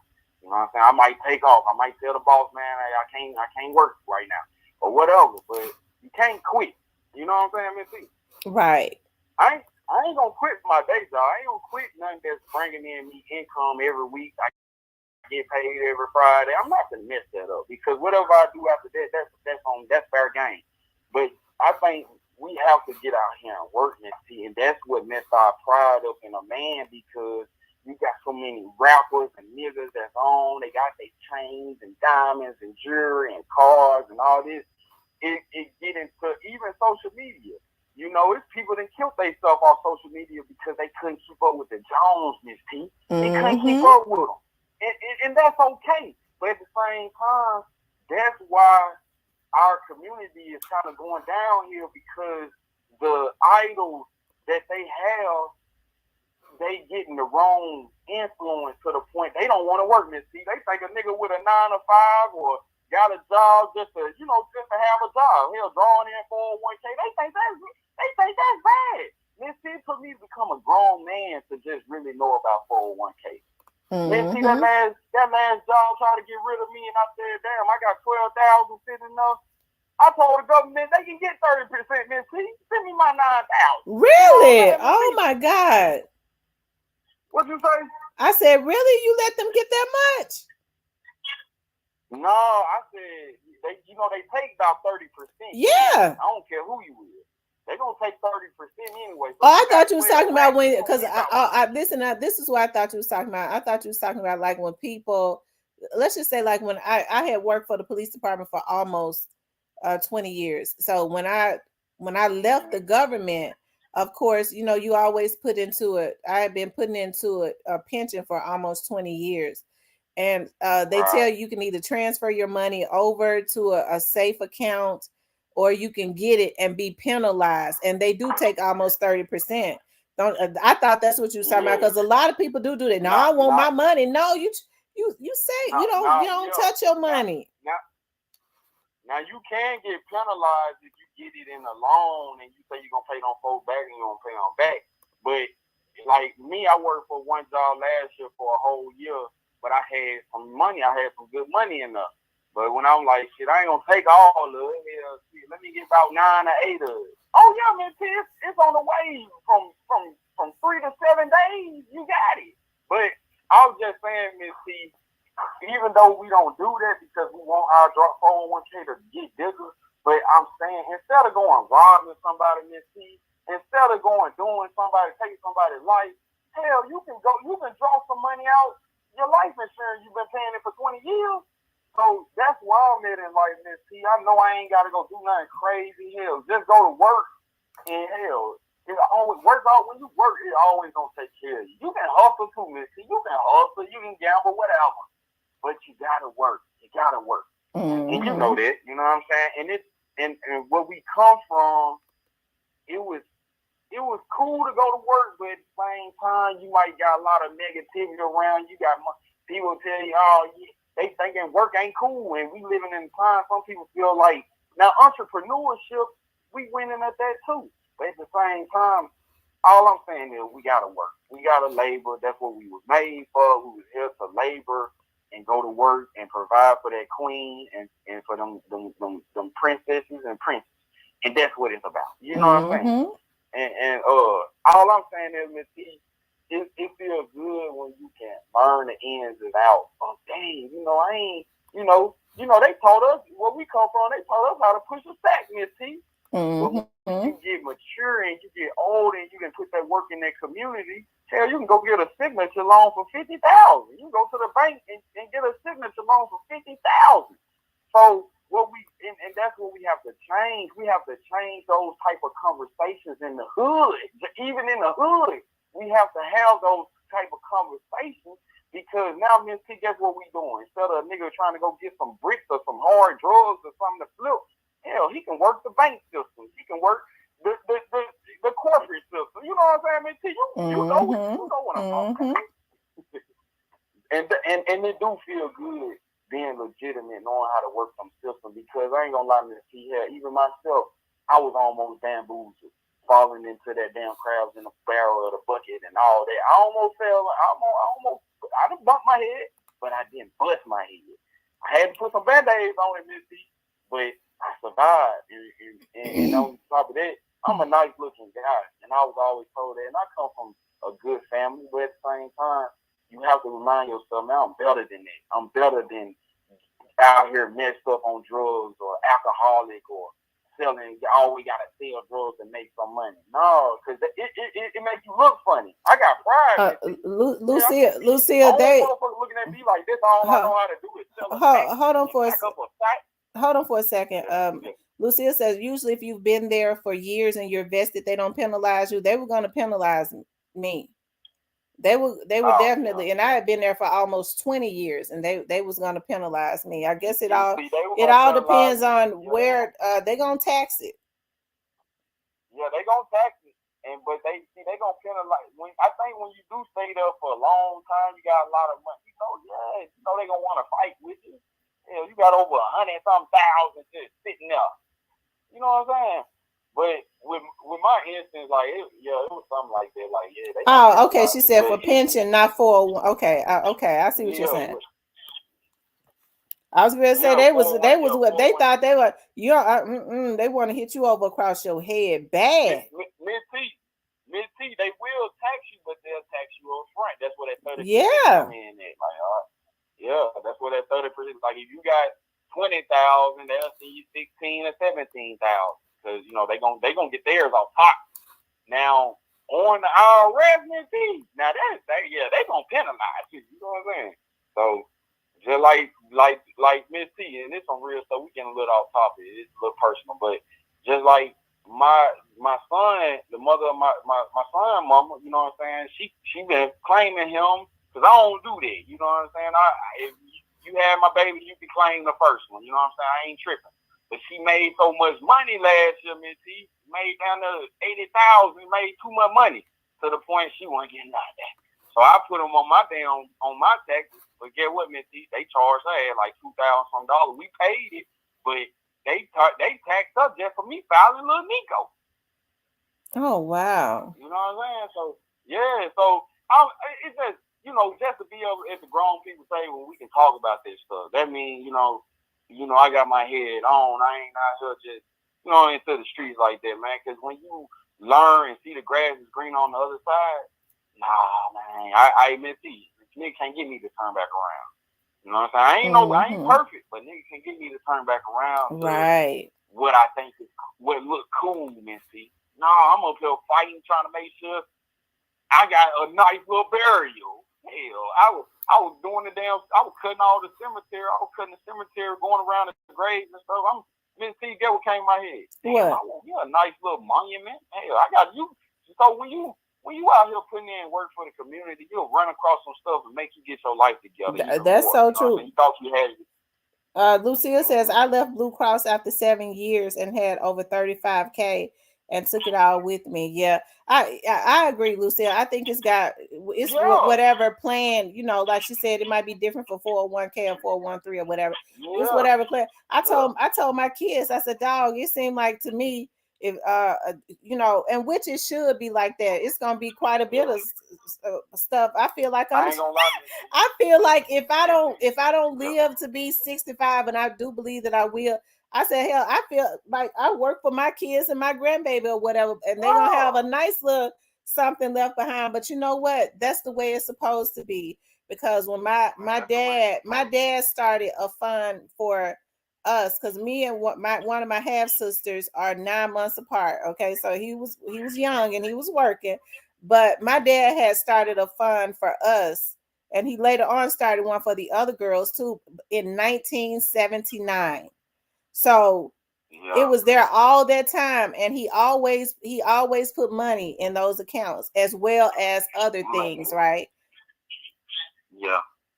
That's Miss T. Now that's the smart way to do it. But it threw me off. It blew my mind. I didn't know if a job can get rid of you. This is where I learned it from. Like, a job can get rid of you. You ain't did nothing wrong. It just changes in their corporate or whatever, they business. So they gotta let you go. So I didn't know that when they let you go, hell, you got some money sitting up. And if you want to get it, if it's a rainy day and you got to grab some coins, you can get some coins. And I was just using that. I was just using that because I know it's young people on here listening. Hell, you can jot down your notes. Hell, when you work, it pays off. It just, you got to know it. And Miss T, you said something before I came up on this. I called you on your hotline. You said that rich people get paid off what broke people don't know. And guess what, Miss T? If you give out and you give up, you say, man, forget that job. Them rich people got your 30, 40, 50K, and guess what they doing with it, Miss T, in your 401K, because you don't care. You done gave up. They playing with it in the stock market. That's what they told me over the phone. And guess what, Miss T? When the stocks go down, your money go down. No, that money ain't, you can be working for 20, 30 years here. I learned that, and it threw me off. I said, what? So this ain't just built off what I made. It's built off if the stock market crash, your money crash. So, hey, I'm grabbing my coins if I can. Not all the time, but if I can. If it's a job that let me go and I got some money just sitting there, like Lucille said, she had 30K sitting up. Oh, I need that. I'm moving on. I'm building up. I know that's right. Almost the whole 20 years that I and they always took a percentage of our money at the police department, right? And they took quite a bit, and to be paying into that for almost 20 years, like I said, none of that I touched at all, right? And that because they would penalize. Yeah. And it feels good, like Lucille said, just said something about having your child a policy. I got my son a policy, like every month, every other week, every 2 weeks, every time I can. I'm putting something up in that thing. Yeah. So when he turned 18, he got a car and he got a check. And when, because my pops taught me, and you know what I'm saying, my report card was my check. So it's like, if I bring that report, you don't want to care about the progress report. So I bring my report card home, and I got some A's and B's. I might have a C on there. He gonna get what I need. That my report card was my check. And it was just like when I was in high school, he didn't too much want his kids working. He didn't want us working. He wanted us to focus on school. You know what I'm saying? And I kind of salute him for that. You know what I'm saying? But at the same time, here, you know what I'm saying? I gotta help mama. Too. So I started working when I was 16, just working at Popeyes. Started at little Popeyes, I'm glad I was always in work mode because it's just some stuff I ain't gonna do. I ain't gonna work at Popeye no more, Missy. Hell no. Yeah, it's good to get good to get a policy because what I'm trying to do is, and I'm almost at that. I want each of my girls to, because I got their dads to, and I made them put some policies on me and their dads, but I made their dads get some policies. I have policies like when I pass on, I want for my girls to be receiving each at least $500K in insurance and stuff. And that's how you should want to set your kids up. You know, they have $500,000, $500,000 a piece, and now I'm working on my grandbaby. Right, and that's amazing, and that's what we got to think about. And I feel like that's really like I thought I ain't know where to start when I was like, dang man, our community we gotta get our community on some like well finances. Like we have to, educate. I ain't gonna say we have to, but I'm saying that's where the community really gonna rise up when they start talking like this and thinking like this. They ain't thinking about, when I get done with this pound, I'm gonna go try to see can I get 5 more. No, we ain't thinking like that no more. We thinking like what we talking about, man. Like, and it feels good just to, I'm about to be 30 in June, but it feels good to be able to say, I can be able, I'm on that level, you know what I'm saying, life, like where I'm supposed to be, and and because I could have lost my life or been gone 100 dinosaur years and stuff like that. And I don't want to live like this. You know what I'm saying? Because tomorrow ain't promised. We got to worry about today. And at the same time, I want to grow old. Hell, shoot. You know what I'm saying? Mm-hmm. I know, we all got our time. I ain't running away from what we all gonna face in life. But at the same time, let me enjoy life, man. Why we ain't got to go out at the age of 30 or 33 or 30 this or 20 something or no, man. It's just we have to be focused on what's more important than and that's where we gonna win. And if we focus on that, we gonna win. But as long as we focusing on the negative and the lit stuff, we gonna lose because them the distractions on from. I agree. Let's talk about. Mm-hmm. But I ain't trying to hold you up, Missy. But you know how I go a little deep too. But it's really about like this a good topic. And we just freestyling today. But Tracy Boyd made a good point. She said it's sad in our community when family pass, we need a GoFundMe, right? Or they have to sell fish plates and stuff. When they went to the casino, every week, but they taking up money to bury a loved one. Now, Miss T, I ain't gonna lie. That was one of my battles.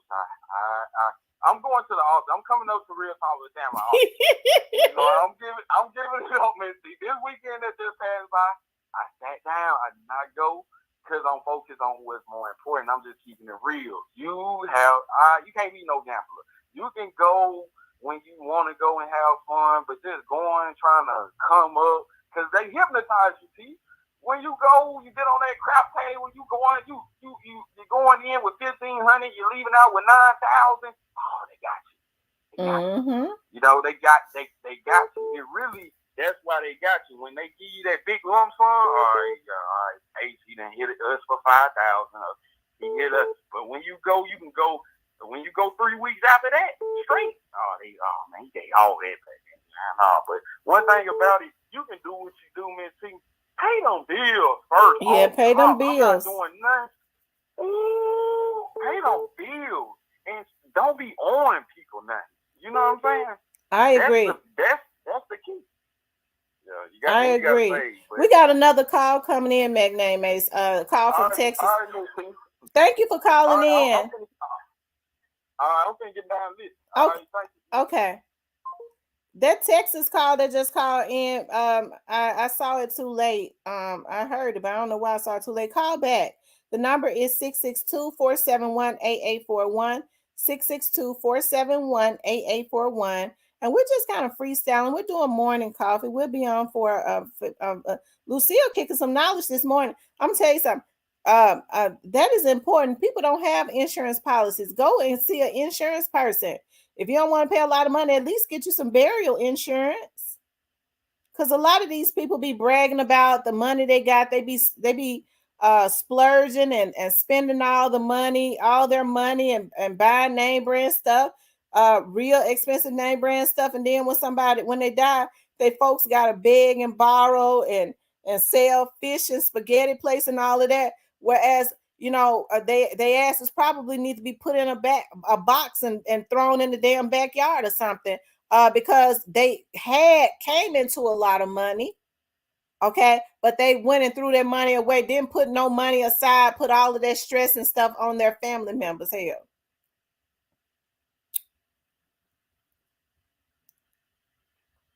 but if nothing else, like I said, my goal was I want my children to that's why I made them also put a policy on me and also put a policy on their daddies, okay?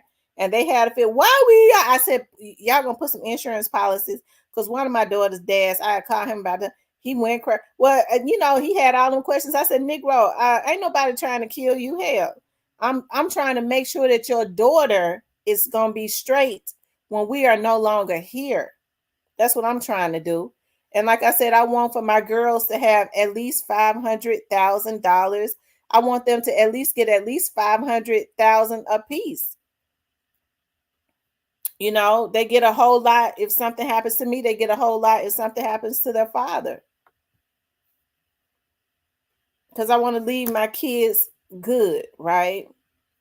And a lot of people don't even think about their children. Well, they grown, they can make it on their own. Folks are so selfish now.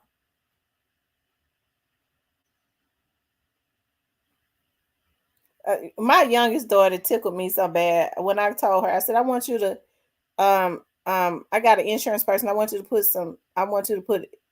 to call you about putting insurance and stuff on your dad. And I kept talking about it. She said, Mom, are you going to kill my daddy? I said, no.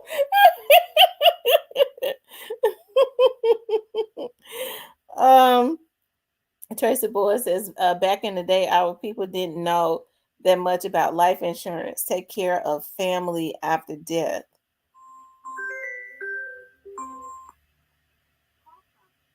Straight to the point. How you doing? Straight to the point. How you doing, Miss Tam? I'm doing good. All right. Good morning. Good morning to you and the chat.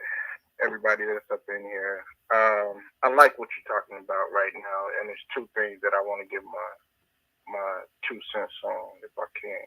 Okay.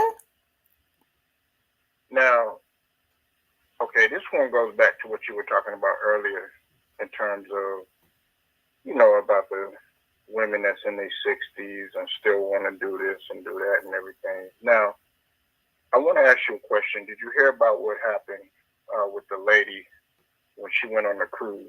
Did you hear about that in the news? What happened?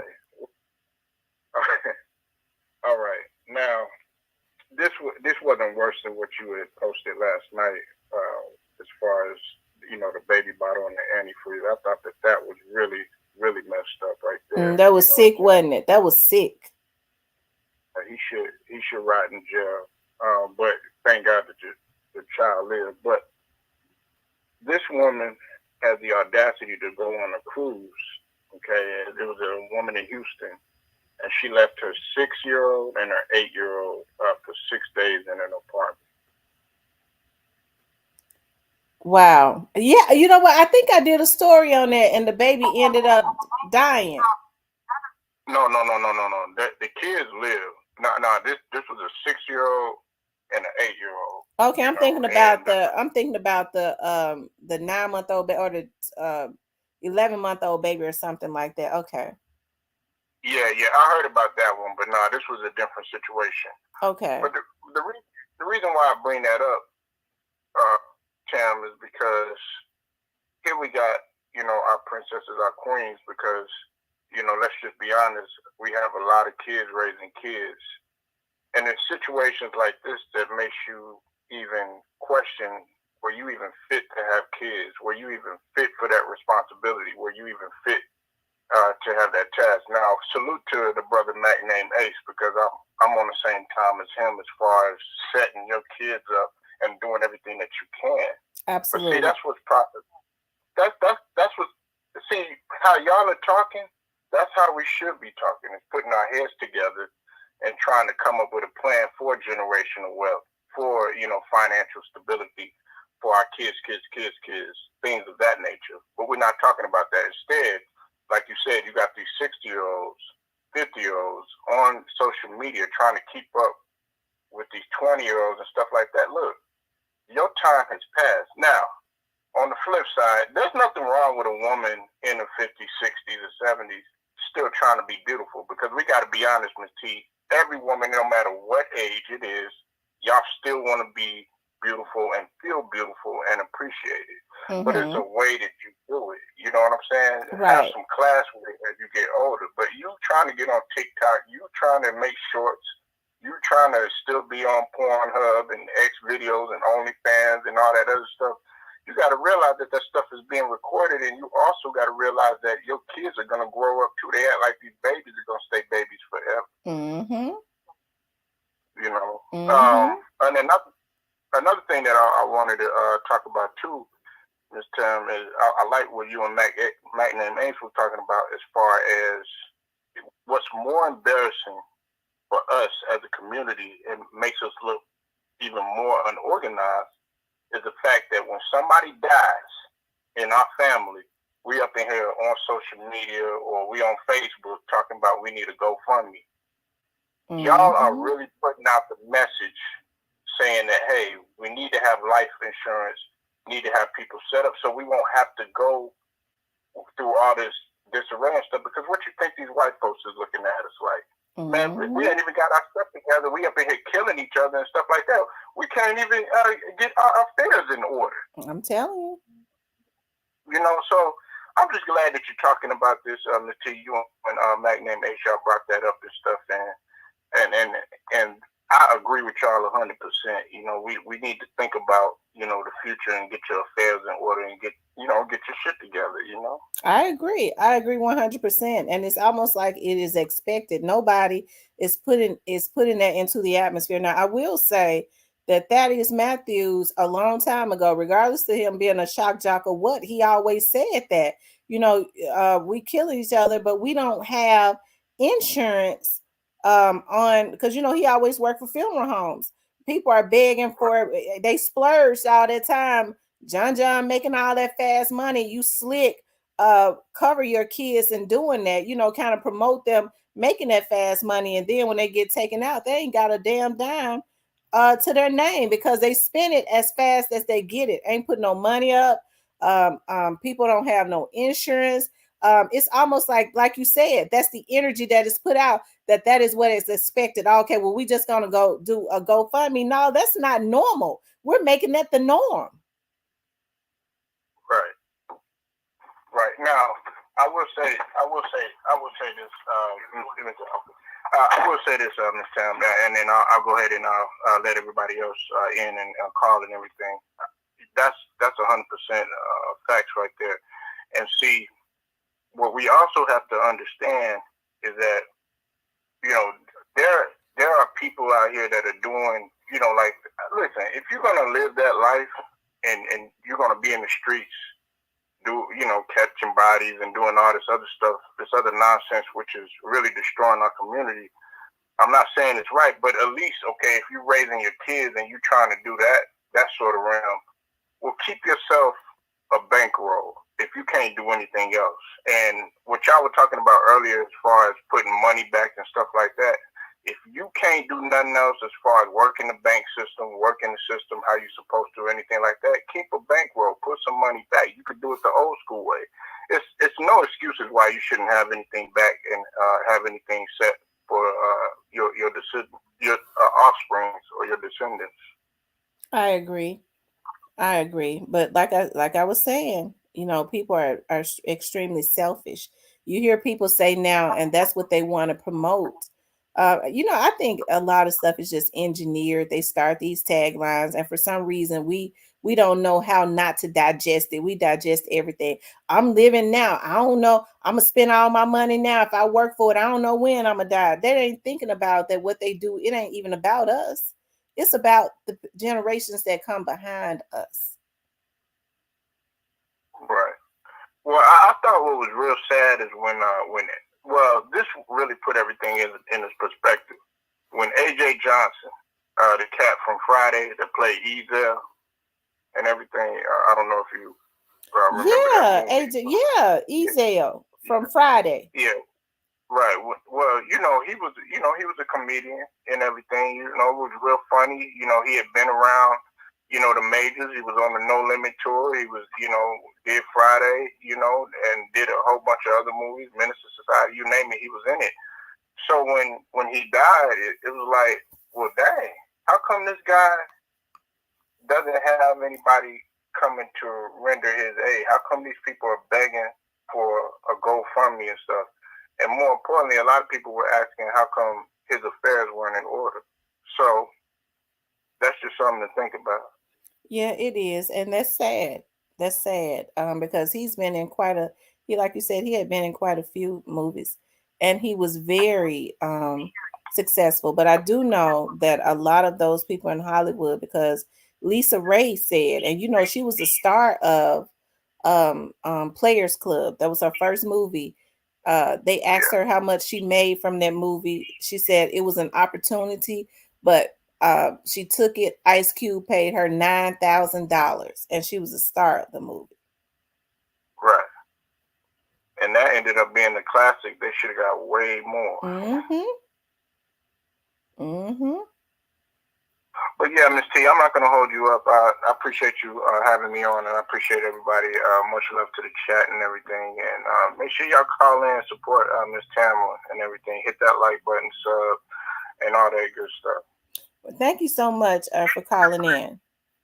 No problem. You have a good one. All right, bye-bye. You guys, the number is 662-471-8841. 662-471-8841. As I said before, and I'm still going to I be forgetting, an attorney named Stacy, and I've been in her class. She teaches, she is a female Black attorney, and she said that when she was in bankruptcy law, God gave her the opportunity to see that more of our people ended up, having to go into bankruptcy. And she said she got the opportunity to see how our people were taken advantage of and all of that. And so now what she do is she does a financial, she just teach us about finance, about creditors, about how to get your credit right. She's into getting your credit score way up. It's $0.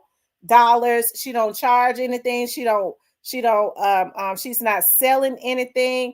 She says because she is an attorney and she worked in bankruptcy law for so long, God told her to start teaching our people how to create generational wealth. I mean, when she teach you how to exactly write up your letters and send them to your creditors to have them to remove stuff off of your credit. I mean, she's just awesome. And I had been saying I was going to bring her into the members, the gold and the platinum. And that's exactly what I'm going to do, because she sends us emails.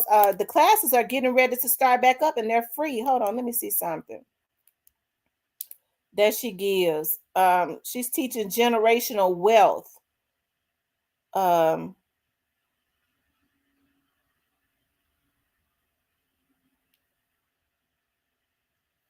Hold on.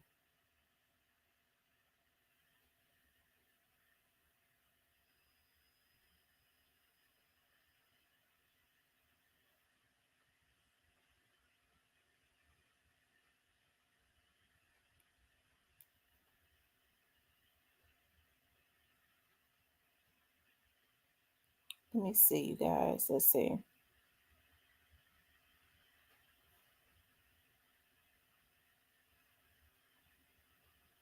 She sent out. Okay.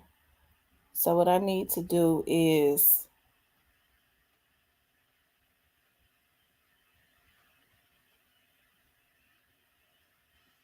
okay. She's getting ready to start another class right up. She is so awesome. I met her because she had an office in the building that my studio is in for many, many years. And her husband had ended up passing away, and her husband was a engineer. And I remember she used to be there till late nights. And she said that, her husband had started structuring how she wanted for her office to be. She said it was time. That's why I'm so big now on, and that's what we're working on. I'm so big now on getting my own building. Okay. That's leaving a legacy behind. It's okay if you have to have an office, for your stuff in the meantime, but the goal is to own your own buildings and stuff, right? And that's what she ended up doing. She's moved into her own building, right? Because that's a part of generational wealth and create that's what she teaching her class too, and she teach you how to get it. Creating generational wealth and leaving legacies behind. Trust me, I have a my goal is, and I know right now that houses and stuff are really, really high, but I've been wanting to get like and I believe it's going to happen because the housing market is going down. I want a house in Midtown that I can gut out and make into my studio and my office and stuff. And I will own that, and then my children, it'll be theirs, right? Because when people think they can't do it, but you actually, when you get your own building and stuff, you actually end up paying less than what you would pay for rent for an office. The game is free, but people would rather sell and hoard information than help each other. Sharon doesn't. Right. She is a successful attorney. And she said God has been good to her. God has blessed her. And God told her to use the knowledge that she gained from being a bankruptcy attorney to help our people. And I asked her if she would come into my members and stuff and do some classes. And she had been said yes. She was like, you know how my schedule is. What I need you to do is I need you to give me exact days so that I can make sure that I'm free on those days, because she do series. She says so that I could tell my assistant to make sure that I am free on these days, and I plan a month ahead of time. So, hey, maybe since I know her month of April is already booked out, maybe her month of May. Okay. So since she has the scheduled stuff a month ahead of time, maybe we could shoot for June. Because I remember, like, I was so busy, and she called me. She was like, do you want to meet at Starbucks so that I can show you how to write up letters to your creditors? I mean, she said, God told me to reach out to you. She called me early one morning. I said, I sure would. I said, I promise you, I will take a day off since you reached out to me. And it was such a blessing so that you could show me exactly how to write up letters and send to creditors. And which the only thing I had was, how like you have stuff from when you're young and stuff. That stuff really is supposed to eliminate itself off of your credit. Hell, if you don't check your credit, like sometimes they'll hide it. They'll have it on one report. You check one report and it ain't on there, but it be on another one, but it affects you the same way. That's why they say you have to pull all 3 credit reports. Thank you for the Cash App, McName Mason. Since you got all these damn scammers on YouTube, you really have to consistently check your reports anyways, and you have to check. And that's the reason why I check. So Stacy, I could, use her to go ahead and start suing some of these folks that's got these insurance companies that work for these insurance companies, so we can get them indicted and stuff, that's letting these YouTubers use them to pull people's information. Because when insurance companies and all of that start pulling your information, it will show up on your credit report. They're going to lose their motherfucking license for insurance, for a damn YouTuber. Okay? Violating people. I'm gonna be in both chats. Okay. That's my dream, to flip home. Mine too. Yeah, credit repair can be a scam. It can be, because a lot of the stuff you can do on your own. Let me tell y'all something. I love the way Stacy does it, because she's resourceful, right? But there's, if you don't even want to, if you want to just start off in baby steps, this is what you do. Pull your credit report, look at everything that you have on your credit report that's behind, and start paying off from the smallest to the biggest. Don't take no settlements. Don't take no settlements, because they ain't gonna do them, bring your credit score down. You take a settlement, you may as well have not paid it off. Okay? If they ain't gonna remove it and they're gonna have settlement on there that brings your credit score down, start paying off your smallest debt all the way up to, make arrangements, make sure you get in writing that they're going to remove it and take it off. They're gonna take it out. Not say it's satisfied, it was a settlement. God damn it, you take it off. Right? So you start from the smallest debt and pay it off all the way up to the biggest. Lucille. What's going on, Lucille? Oh, nothing much. How you doing? I'm doing good. How about you? You like that financial talk, don't you? Yeah, no, but you know what? I be trying to tell people, like it really don't take that much money for all this. Mm-hmm. To get your affairs and stuff in order. But I think it was TV and news. No, we were saying just to backpedal about policies and stuff. Like not paying policies, that's just new stuff that's out here. Like these new grandparents and stuff. Like, like these modern day people, they don't be paying on policies. Like back in the day, my grandma paid policies. Mm-hmm. They made sure, you know what I'm saying? And they had less money than us. Out. They had less money than us, and they made sure they budgeted to pay a policy. Exactly. Like, that's what they were doing. It wasn't even the fact that they didn't have money. Because think about it, most of the time, your grandma's getting 2 checks. Like, one from their husband, one, that's for their own Social Security or something. Mm-hmm. They just took care of business. They didn't do no frivolous spending like people do now. Right. So it can be done. You just have to take time out and do it. Mm-hmm. And set up what you can do with your income with it.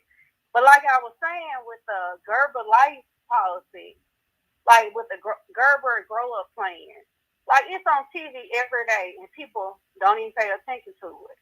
Like that's a whole life policy. You start paying when your child like 4 years old, 4 or 5. By the time they 18, you can draw that. It's built up enough money. You can draw that money on out.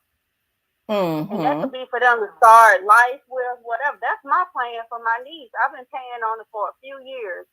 She's 10 now.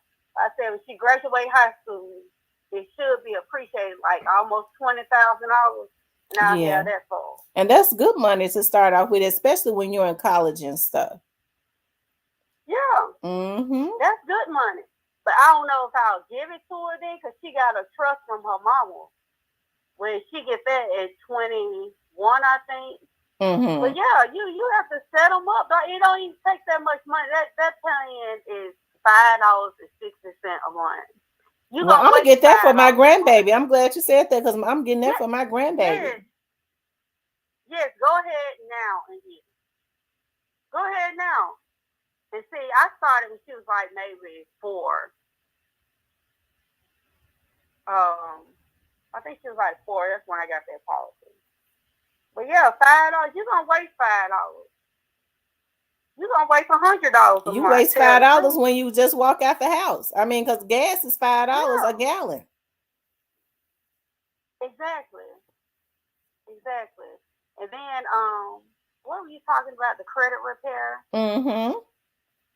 Yeah, and the reason I say it's a scam because it's people that pay them people $2,000 or $3,000 to fix their credit. You can take that money and fix your own credit. Are you serious? That's what they're paying these folks? Yes. they getting over good. They getting over good. You can do that yourself. And then, see, they do that little extra, that little CPN stuff, too. They got the little packages where if you want to get an apartment, you pay them like $2,500. But if you're trying to get a house, it's $3,000. Then somebody was telling me 6 months later, the people be calling you. The creditors be back calling you. They be calling you and calling you and doing what? Trying to get the house back? Trying to get their money, like they done did some stuff with the credit, and 6 months later they'll be calling you. Wow. I don't know. That's what I heard. A lot of times, and people have to be careful about them credit people, that credit stuff, because they'll get them folks to, it looked like it disappeared, and then it'll end right back up on there, because I think a lot of those creditors, they have to report every 90 days or every 60 days. So they'll remove it for it be gone for a minute, and then it be right back up on there, because them folks is constantly reporting when you have a debt. Mm-hmm. But you take that one, just like you said, get your own credit report. And my thing is, they got all these apps. You put every other app on your phone. Put Credit Karma on there. Put Experian on there. Mm-hmm. You know what I'm saying? Then you can dispute some of that stuff if it's not supposed to be on there. Absolutely. Get my FICO, all of that. My FICO, all of that. But it's a lot of stuff that they're doing. FICO score and stuff. Mm-hmm. Because that's what they really go by. If you're trying to get a house and all that. But what I was about to say, get your own credit report. And if it's something like after 7 years, it's gonna go off anyway. But my thing is, you owe credit cards or something. Call them people. You might not even have to pay the whole amount. Mm-hmm. And make sure that they're not going to. Make sure they're not going to. If they work something out, because sometimes they'll remove the interest fees. Just make sure that they're not going to say that it's a settlement, because that's bad for your credit. Tell them, I don't want it to be a settlement. Once I pay you all off, if you remove the interest rate, they will work with you. Then it's removed from my credit, and sometimes they'll do it because they got insurance on it anyways. Exactly, and it might be like $1,000. You might not pay them for $400 and some. Right, and make sure it's not a settlement. That's right. Exactly. Just call them people and see. That's all you got to do. And not only that, if you are in credit card debt, my advice would be start from the lowest card you got. Start work on paying that off. Mm-hmm. You know what I'm saying? If you got the income, you got, like, say, maybe not your rent check, but the next check, where, you don't have that many bills coming out, go ahead and take that and dispose of that credit card bill. If it's a smaller balance, say if you got $1,000 disposable income after a check or whatever, and you got a $700 credit card balance, pay that off. That's right. Pay it off. Pay it off. Or if I'm assuming, like, if you got that much credit card debt, I'm assuming, your credit is still, if you've been paying, your credit is still up to par. Look for those balance transfer cards. Go on Credit Karma, because then you can get cards $10,000 limit. It's some more than that. But that's what they're for, and you don't have no interest on them for like a year or a year and a half. Mm-hmm. You don't be working paying that off. Get everything transferred to one card. You got one bill you got to worry about. Mm-hmm. Mm-hmm. You can do this stuff yourself. You don't really need no help. You can look at life insurance policies yourself. They offer that every day on TV. People just don't be paying attention to it. That's true. That's true. But That's because the only thing people is caught up trying to do is trying to keep up with the Joneses. It never made sense to me to go and be bragging about paying $2,000 and $3,000 for a person. You ain't even got $2,000 or $3,000. The type of income tax money that these girls get, these girls could almost be millionaires. They're getting $13,000, $14,000 a year. Don't you know if they save for 2 years, they could buy them a damn building especially if they're doing hair and stuff, they could buy a store. They could, or shit, they can go buy a house. Yep, or buy a house. A house in the hood or something, and put a damn storage unit in the back of that and do hair for it. You know, till you get to where you want to be. Mm-hmm. No lie, like that. That's what you have to do. But like you said, they watch their Instagram and stuff. Them people barely making it. To tell the truth, people with stuff like real assets, they not studying no goddamn bag. Right. And they're not gonna show it because they don't want nobody to mess with them. They're not gonna show it because they don't want nobody to mess with them. Not only that, they got other stuff to worry about. Like, why am I be studying a damn bag? And I know tax on my house too. I'm gonna pay the damn tax on my house instead of getting a $1,500 bag. That's right. But now, people don't do that. Then I'm gonna go get my bag. But people don't do that. Like, I don't know. They got our race of people is caught up on. It's backwards. You know, like you see a rich white person, they don't wear no name brand shoes. I think I was telling you about one of my clients. He's still my client. That I got scared of him when I saw him. But I mean, he pulled up. Because he kept forgetting. He was like, "I'm gonna be in my Mercedes," and he said, "No, I'm gonna be in my gray." He kept naming all these damn cars, and I was like, he was like an Escalade. Now I'm gonna be in my I said, I don't know who this is, but I don't know. But I was like, well, he sounded like if he crazy, I could take him. Anyways, he pulled up in one of his great SUVs. And so he's like, oh, I forgot, but he was sick at the time. I forgot I left your check at my house. Come and follow me. Like the man had on shaggy clothes. Like I was looking at him. I said, this man right here. I said, but he's so frail. I got my weapon. I'm gonna have to go and take him down if he tries something. And so then we go to his neighborhood, and he was like, he get out, and I had never seen that neighborhood and open a gate. You have to have a proximity card to get back there. And Dick Cry Like and all of them, you know, Cry Like the home, they whole family, they houses and stuff is back there in his neighborhood. I was like, oh my God, everybody got boats in the back of the house. I said, hell, I didn't even know that they had an area like this around that was close to Memphis, like around Tennessee. Right. But you look at their cars and stuff. Now he had a lot of nice cars, but you start looking at the guy who was the CEO of Campbell Soup lived next to him. They had like little regular cars, but he had a 3-story house parked in the driveway. Look, you know, Toyotas and stuff. But in our community, it's different. They'll go pay $80,000, $90,000, $100,000 for a car, and then they living in the damn hood and the house leaning to the side. Exactly. But you know, exactly. And not only that, me personally, I don't think nothing wrong with living in the hood, because most people in the hood have their homes paid for. Like, just say for instance, Hickory Hill, like it's still good people over there. And like on my mom and dad's street, like including them, it's about 5 other people over there. Houses paid for. Well, it's a lot of houses in South Memphis that are nice houses and they're paid for. But I guess my point is that they're not keeping the houses up. If you sneeze, you might fall through the floor. They're not keeping up the taxes on the houses. Don't keep their houses up. True. Now some of them don't keep their houses up, but over there, them folks keep their houses up. But you got Section 8 people, you know, and no disrespect or nothing like that. But you know, some of them just don't care. It's not their houses, and they be in nice homes.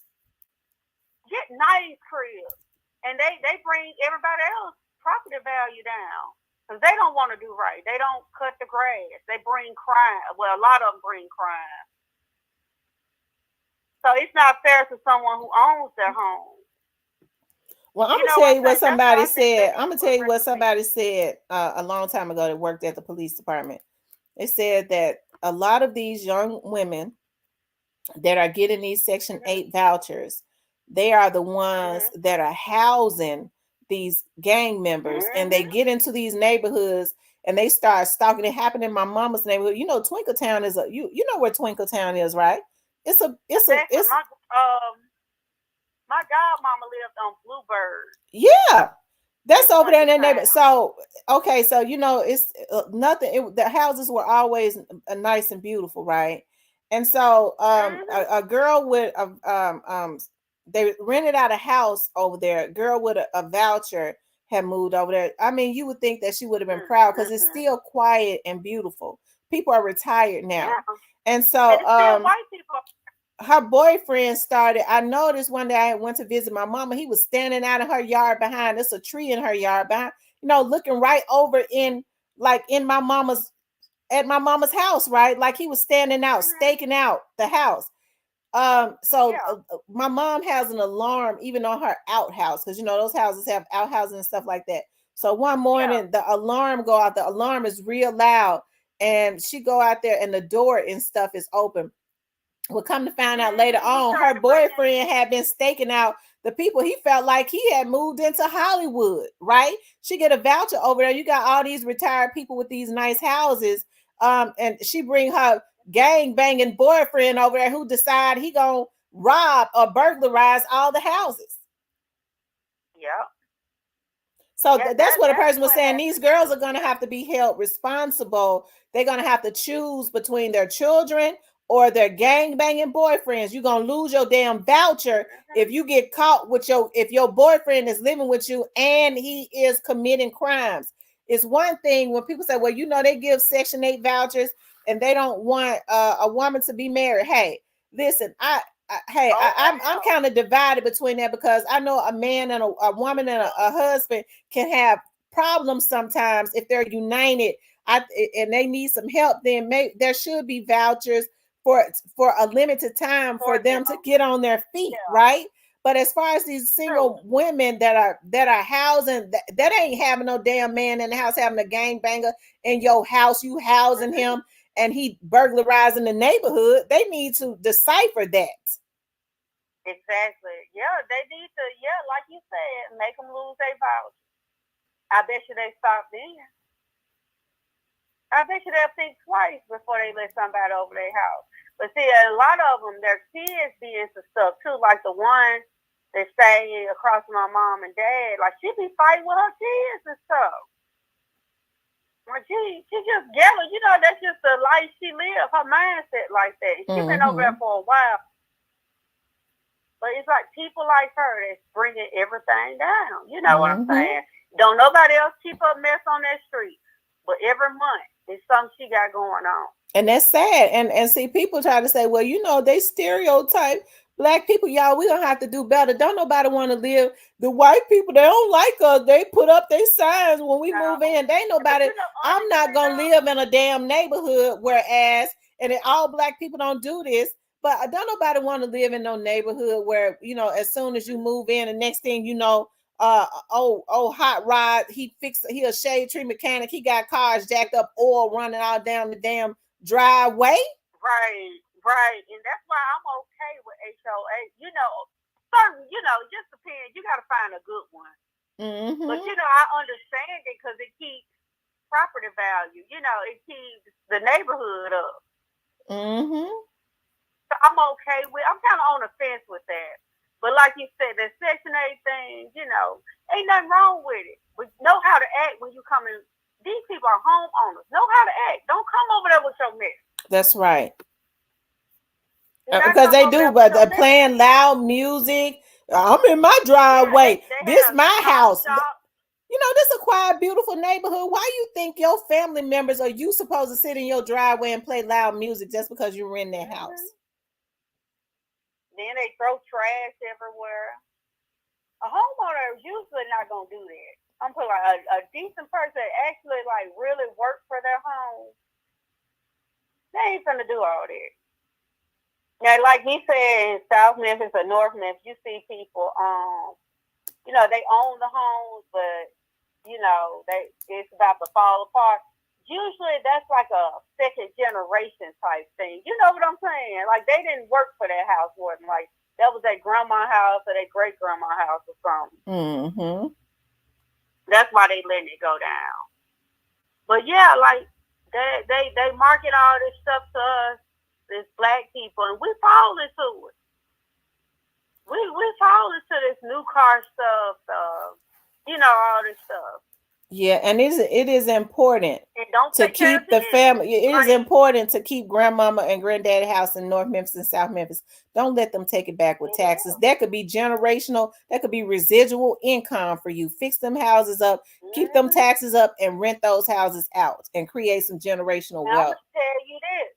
Last weekend, I was looking at houses, and the man took me over to. I didn't like the area, but it was a good price, and that's another thing. You know, this price that you don't have to get no $300,000-$400,000 house. You know what I'm saying? Find you something. Me personally, I'm not gonna be slaving to pay no house. By the time I'm 60, I want to be somewhere with my feet up. I don't want to be paying no house notes. Right. But what I was getting ready to say. And I also too, you all, because this is what I did.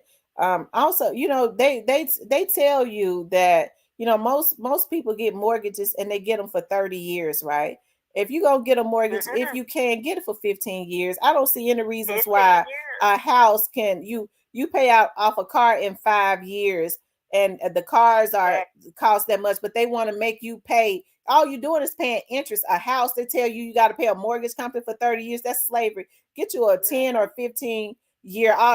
Your mortgage ain't gonna be but a little bit more. It might be a few $100s more. It don't matter. Get you a 10 or 15 year mortgage, and you can get them and be through with it. You sure can. You can get 20 years and pay it off in 15. You can pay the 30-year mortgage off in what you call it. If you pay a extra house note a couple times a year, you sure can. Yeah, and you can always refinance it. You can refinance it to 15 years. Like you can go in at 30, then your money be right 5 years down the line. Refinance that house.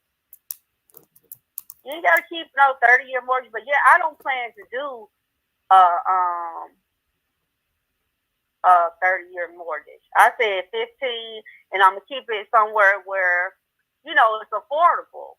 You know what I'm saying? Because that's the point of owning a home, where you don't be competing like with the race, not the race, the rent markets and stuff like that. Mm-hmm. But what I was getting ready to say. Thank you, Ice Cube. I was telling Ice Cube, thank you. Go ahead, Lucy. I'm sorry. Okay. But now I was over in like that Binghamton area, and like those houses, they have really fixed it up over there. That's the area that they're getting ready to make exclusive. And it's funny when I said that I was looking for me I was like I'm looking for a house because I want to gut it out and make it a office. Like my dad had a lot of properties, but they're like throughout North. My dad was raised up in North Memphis. They moved to Whitehaven until he was like 17.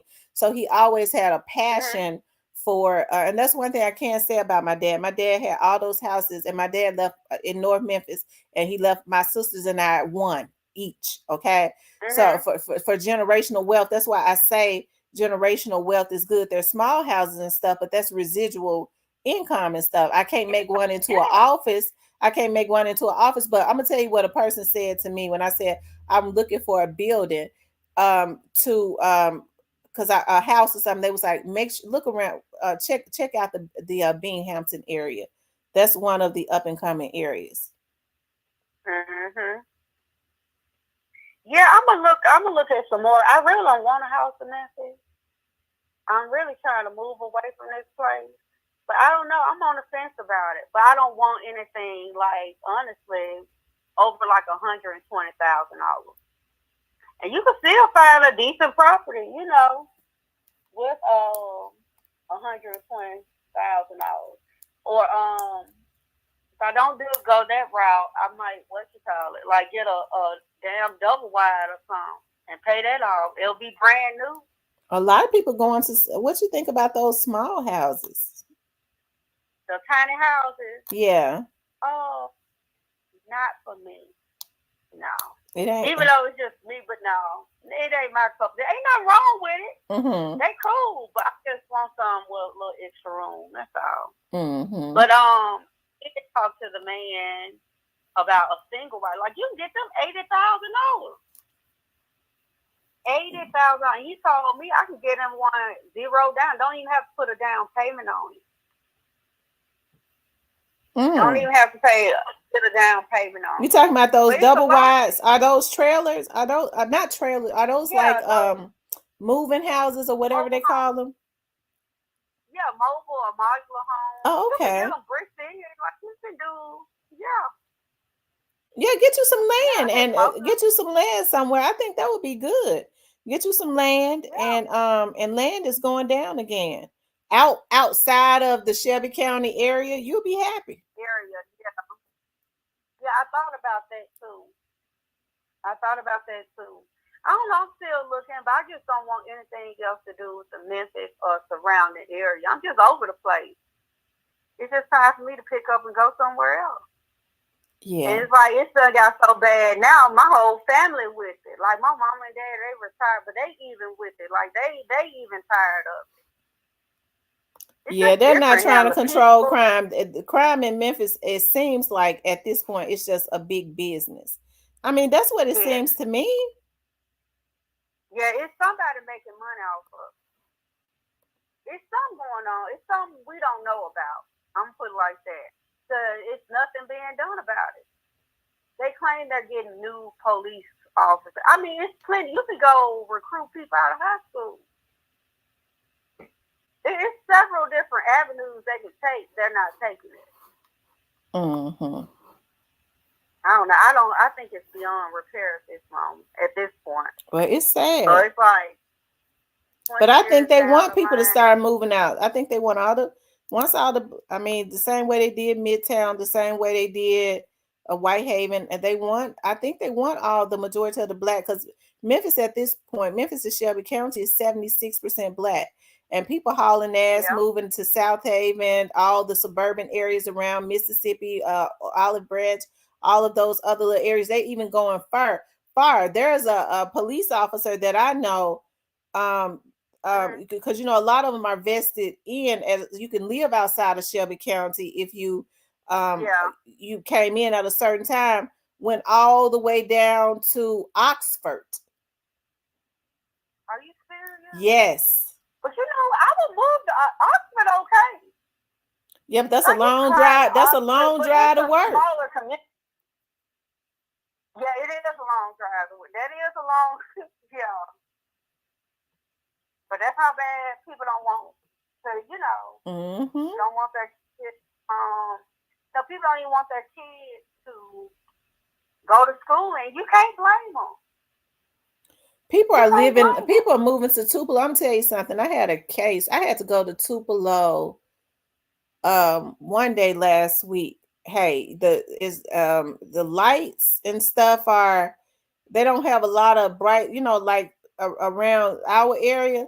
But hey, them folks can drive. You see them old folks, because they used to driving in the dark, but it seemed like it's just so peaceful. People are moving to those areas where the police are free to stop crime. Exactly. More family-friendly areas, mm-hmm. Where you can raise children. But, like, it's always been, like, you notice how people in the country live longer? Yeah.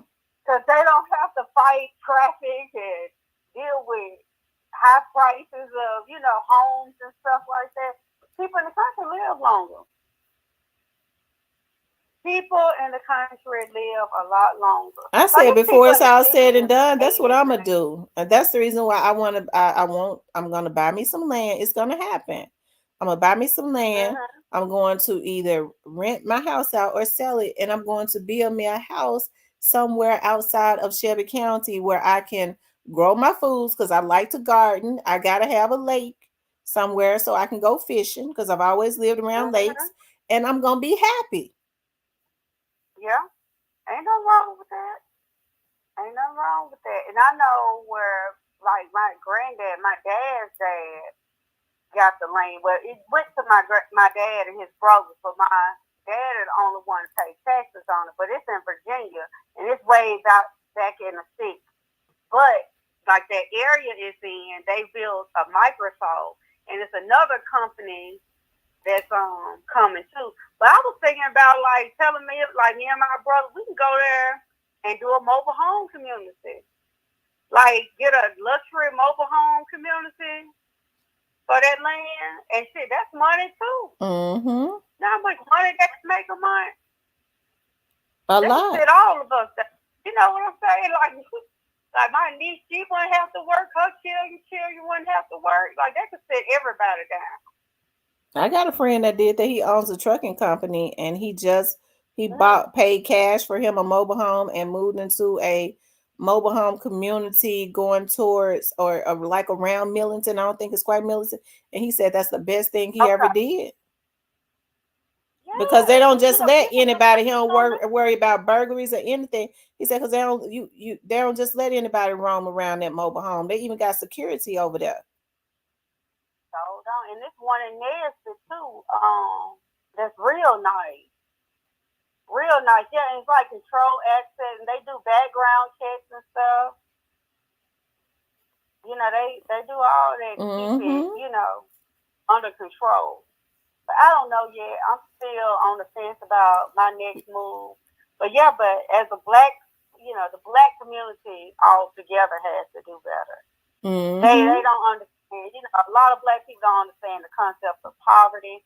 They think because they live, you know, like say in a bigger house or something, they're not in poverty. But if you find yourself not having to pay, like you can't pay this month, but you got to get groceries, your ass is in poverty. Mm-hmm. Like that's poverty.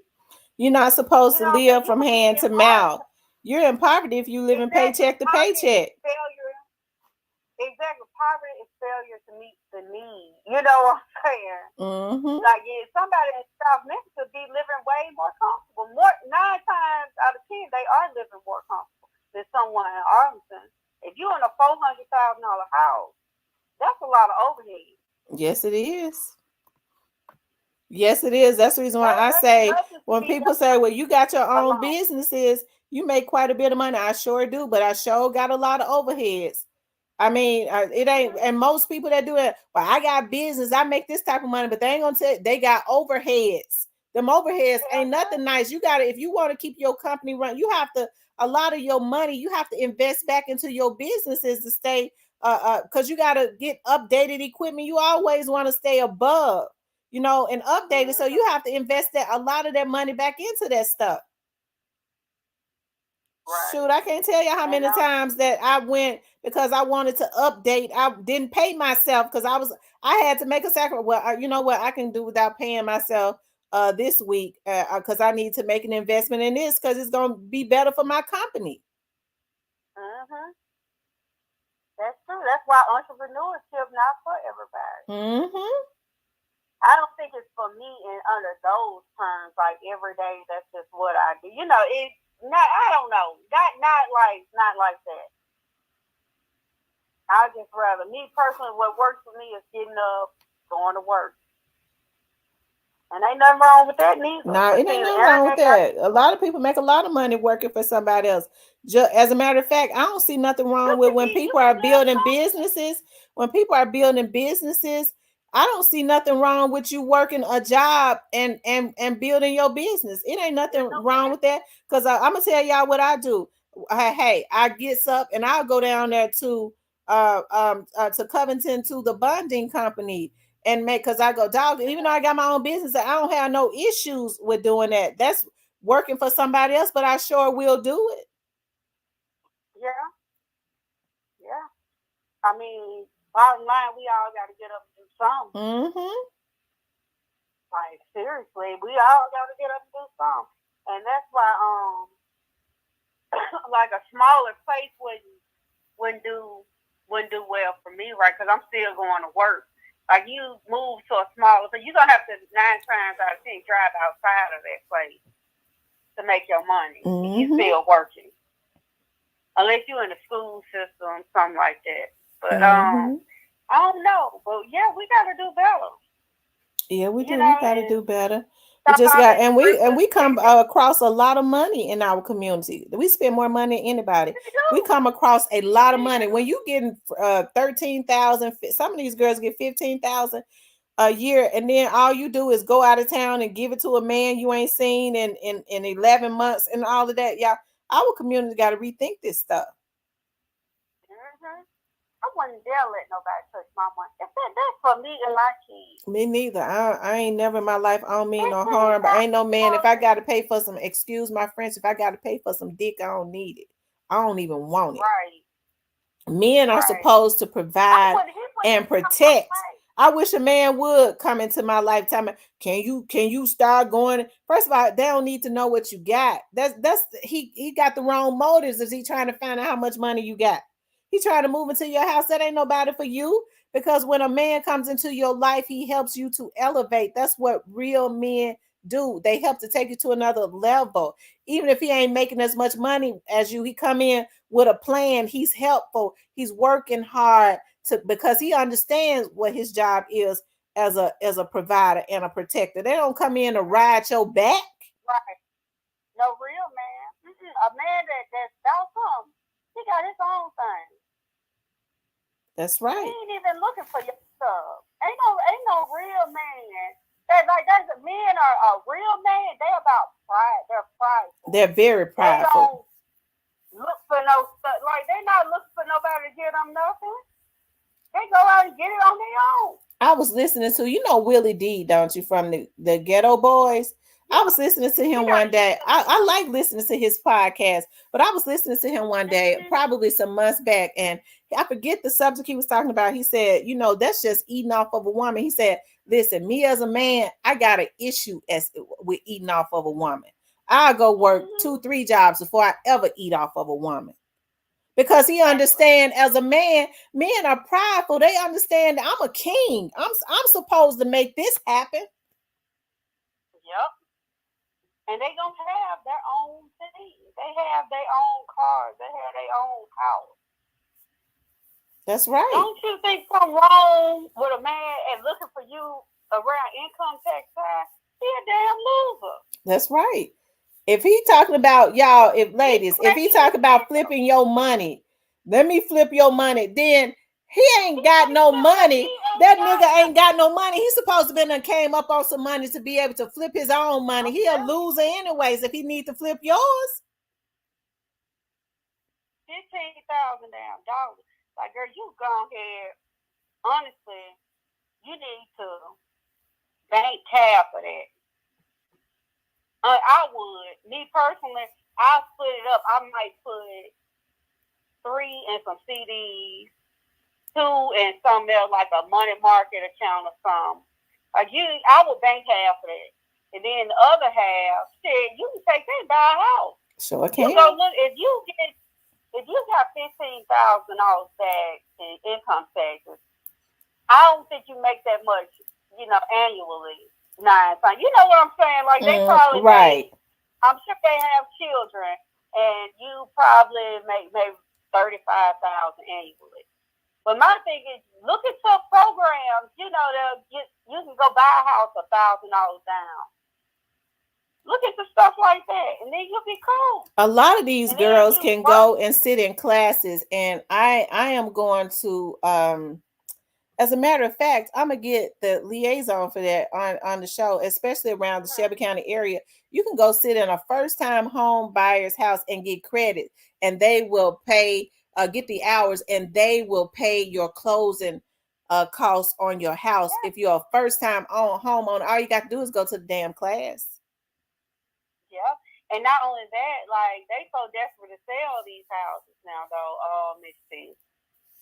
Especially if they're not like open to investors on, they'll go. Lucy, are you there? Yeah, can you hear me? Okay, I couldn't. You went out for a minute. I can hear you now.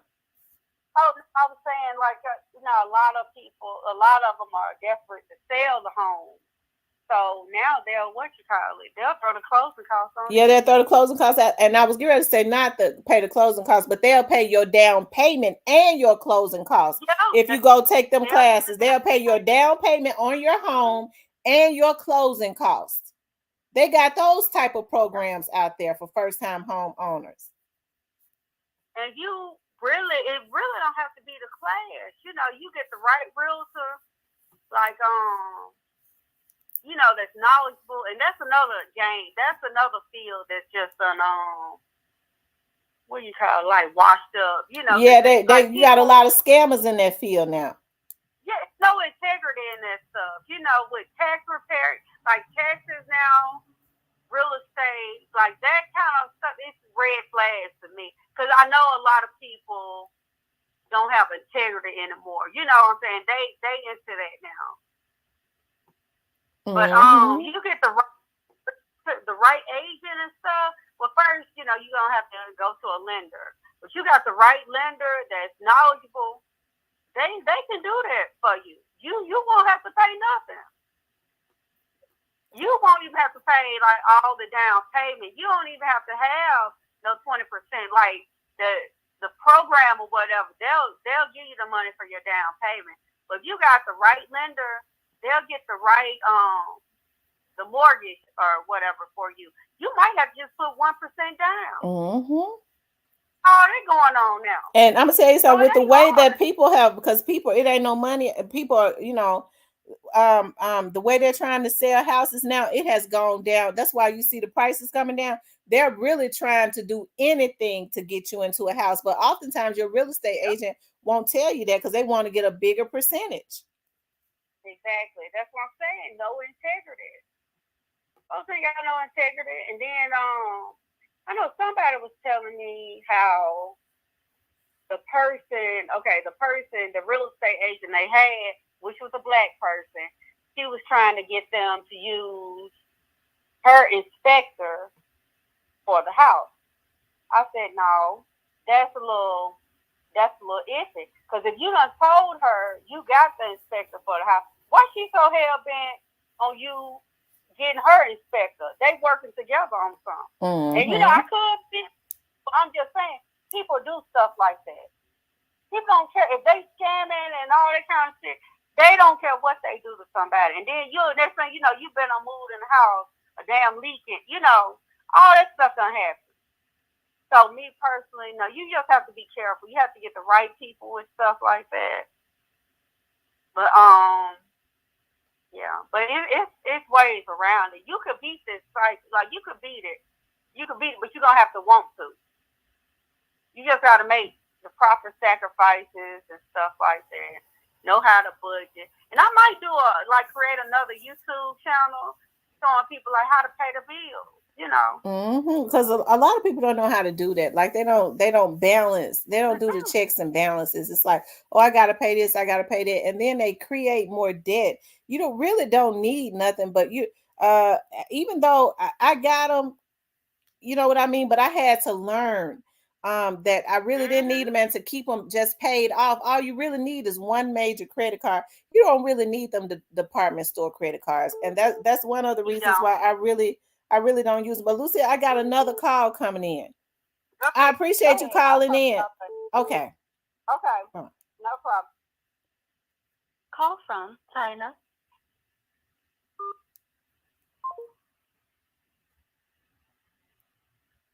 Who was that called from Ohio?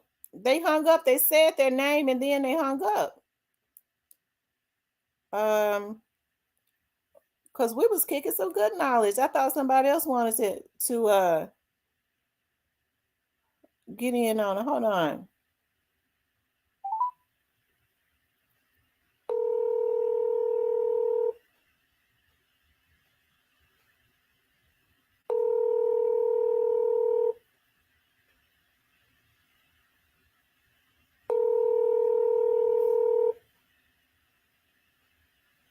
Hello? Hi, did you call the Real Talk with Tamara show?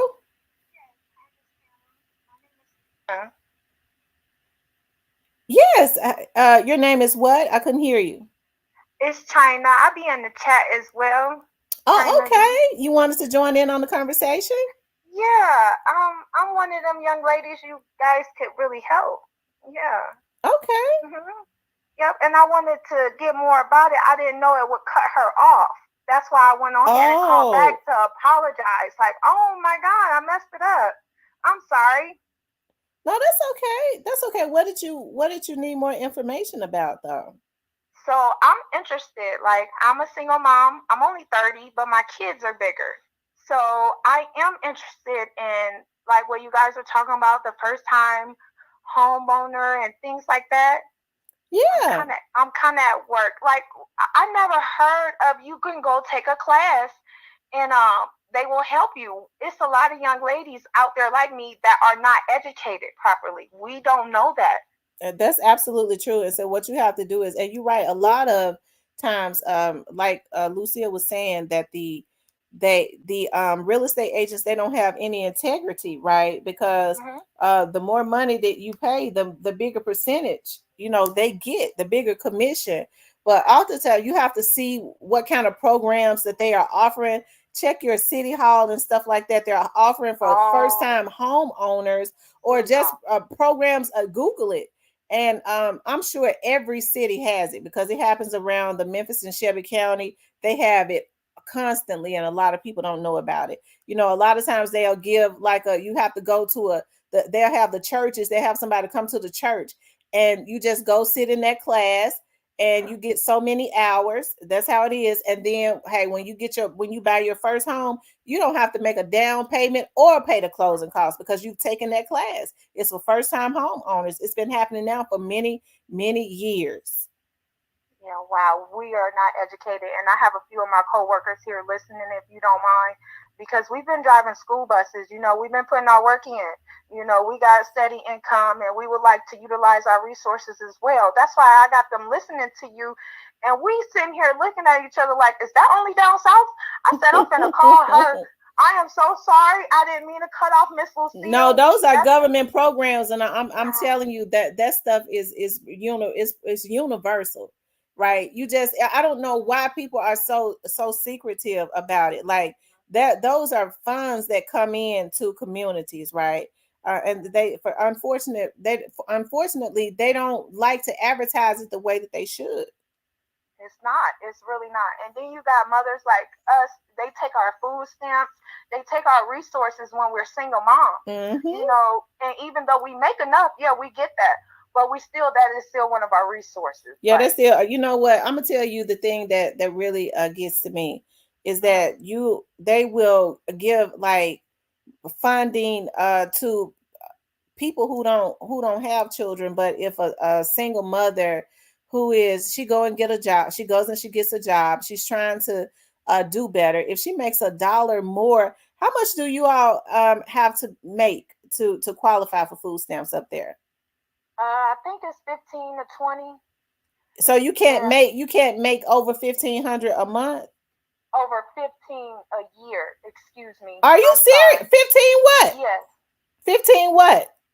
15,000 a year. They don't want you to make over 15 to 20,000 per every two persons. Yeah, can't nobody even live off of $15,000 a year. Are you serious? Yeah, and they will take your food stamps. I'm telling you, as soon as I started driving these buses about 8 years ago, yeah, I was getting them. And then my income went up a little bit. I felt like I was doing good, and they took them. And I had to go down there because you got to explain this to me. Like, I really had to go down there. And I was trying to explain my side, and they was like, no, your income has raised, so there's nothing we can do. Yep. That's here in Ohio. So that's putting you back in the hole. And it seemed like they took them when my kids got bigger. Like my son, he eats like they just took it. It seemed like it was a setup from jump. You're right. Yep. Do they offer any programming? Do they still offer programs to pay for your schooling and stuff, so that that you could get better jobs and stuff? Because I'm sure driving a school bus is good, but what kind of jobs do they have up there? Because if you don't want anybody to make over $15,000 a year, that's forcing them into alternative poverty and alternative behaviors, and they know that. Yes, and I'm in Cincinnati. It goes down up here. Like Memphis, it goes down. That's why I listen to you and really chime in, because it's everywhere. I think you said it yesterday. It's literally everywhere. Yes, ma'am. And up here they're making it worse, because as soon as you jump over a rope, they're pulling it another notch. You got to jump over the next rope and the next rope and the next rope. That's why I heard you talking about this. I'm like, girls, come listen to what she's saying. And we're just missing all these resources up here in Ohio. We're not going to be able to get that here. Well, I'm going to look myself to see what I'm going to do the research myself to see what kind of resources is in Ohio myself, so that I can be able to tell you all and try to reach out to some people to see, because a lot of times what happens is they have systems where they try to keep, and they do it around the Memphis area too, in every area, the resources quiet, so that the people that they know, because those grants are limited, so that the people that they know can get it. They want to make sure they don't put out that information too much, to make sure all of their people get it before those resources are drained. And another thing, in our office in here, like I'm supervisor, the door next to me, she's supervisor, but we make different money. We make different money. We don't understand that either. We've been here the same amount of time, but we make different money. Oh, wow. Yeah. And she's like literally next door. Like literally. Yep. Wow. But they don't want somebody to make over $15,000 a year, and they're giving the immigrants that just came into $9,000 a month. That's living like a rich person. Oh, Black Barbie from Ohio. I bet you she know. Shout out to Black Barbie. Black Barbie, what part of Ohio are you from? See, I didn't know that it was like that until somebody has said, it could have been you or something maybe a few days ago. It's tough in Cincinnati. I was like, it's bad in Cincinnati? Yes, ma'am. They go up on our rent every year or every month. And yeah, it's different here. It's different. New to you says California is giving out $50,000 to first-time home buyers right now. You have to get it now. So they put out, they've been having these programs, but they don't advertise it so that the people that they know can drain the grants and the resources that come with that. This is a lot of news to us. We really appreciate Miss Lucille too. Tell her we appreciate her too. Yeah, Miss shout out to Lucille. Knowledge. Yes, y'all got that knowledge, y'all got that age on us, and we know where to get the word from. And like I was telling them, ain't nothing wrong with following the right cat. You know, we're young. We don't have no guidance out here, and we're trying, you know. So, like, we really appreciate it, y'all, today. Like, for real, this is a really good conversation. Thank y'all. Thank you for calling in. I appreciate that so much. You're welcome. Thank y'all. Y'all have a great day. Okay, you too. Yes, ma'am. Bye-bye. That was nice. I see. It touched me when I see different people calling in from like different places. Like I thought that I saw somebody post maybe last week or something about Cincinnati, and so it makes me feel good to know that, you know, people are listening from everywhere and calling in and being engaged. Yeah, that's awesome. But yeah, there are a lot of resources out there that they hide. Remember now when I was talking about that there are politicians that crime pays. What's going on, Antico? I thought I saw Antico in here. Does chat be moving so fast? But politicians they still crime pays. When crime is up in a city, they start to get big grants and stuff, and they go and they target those communities that has the most crime. So it will be North Memphis, South Memphis, East Memphis, and those politicians, those grants are sent into them, and they're supposed to allocate those funds in the proper areas. But instead, what they do is, these are the types of games that they play. They'll go, well, we're going to give that grant to this nonprofit organization or this business, and they're going to allocate them. We're going to start these programs, and they're going to allocate that to the North Memphis community, to the South Memphis community all the time. Their family members own the business or the nonprofit organization, and they are stealing that money. They're giving them a kickback for giving them that grant to their organization. Okay, this is what they do. This is how they hijack the Black community when those funds were sent in to be given to the urban communities to help the people that, you know, what to target the areas where the crime is.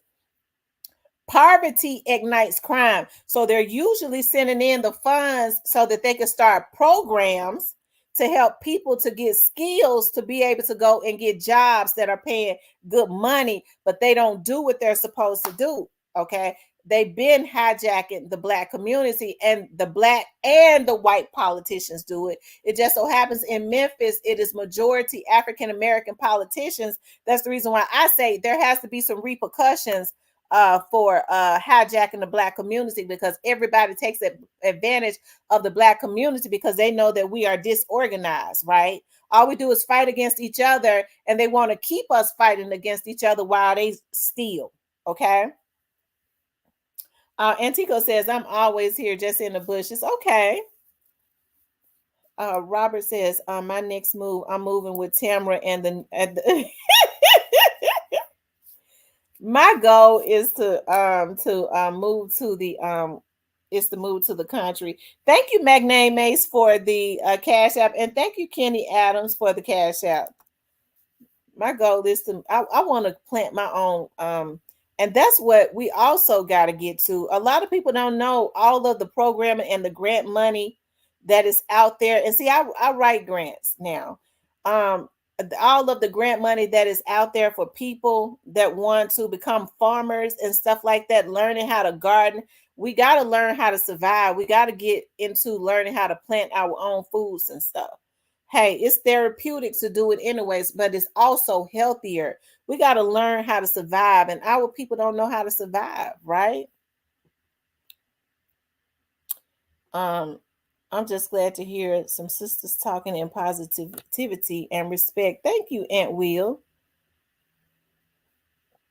Yep, he says, I want to move out in the country. I'm telling you, it's so peaceful. The mosquitoes will eat you up. Like, I promise you, the country is awesome. It is. I'm talking about when you move out in the country, and I think a lot of people have this idea of how the country is supposed to be, like raggedy houses and old houses, and people still going out in the backyard using the restroom, and the restroom is in the backyard. No, you can actually, get you some land and build you a very nice home, right? And make that extremely nice. I promise you. You guys, I tell you, I really enjoyed this show. Shout out to Lucille. Shout out to Magnay May. Shout out to Gristle Hardaway. All of the people that participated in the show. The little young sister that just called. I'm gonna see what kind of resources Ohio has. That's a shame when she says, they want you to make $15,000 a year. So you start working, and $15,000 a year is starving. How in the hell they think somebody gonna survive off of that? Wait a minute, hold on, y'all. I know it's some math majors in here, but I got to use the calculator. I got to use the calculator divided by 12. Y'all, that's $1,250 a month. Who can survive off of that? Who can survive off of $1,250? So you give the immigrants $9,000 a month. $9,000, and we trying to figure out why they even over here. Okay. But you making a young sister who has children, who's trying to work, you take her food stamps away from her, and she's got children because she's wanting to make $1 over $1,250 a month. $1,250 a month. That's starving. It's just, it ain't right. Gristle Hardaway said, tell her to move to Texas. Is it better in Texas as far as like, I remember a time though that the jobs used to be plentiful in Dallas. And they paid a lot. I don't know if it's still like that. I can tell you about the hidden things about the country.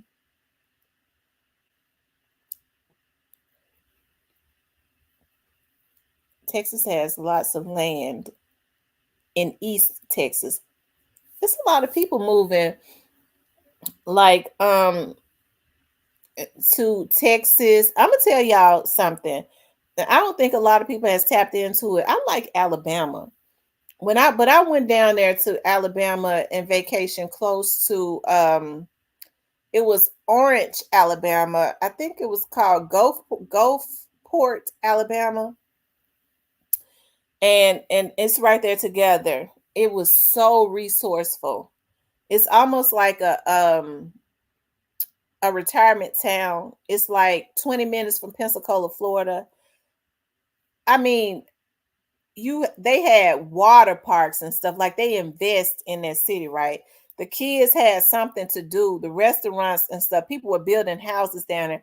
I was like, if I went down there and set up for 1 year, I'm not exaggerating or nothing, I would be a millionaire in 1 year. The housing market in Alabama never went up as high from some of the cities that I was looking at in Alabama as they did everywhere else. That's one of the best kept secrets too.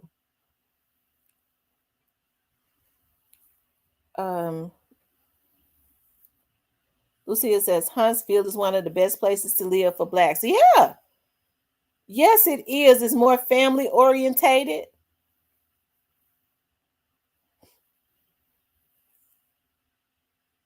Huntsville, Alabama.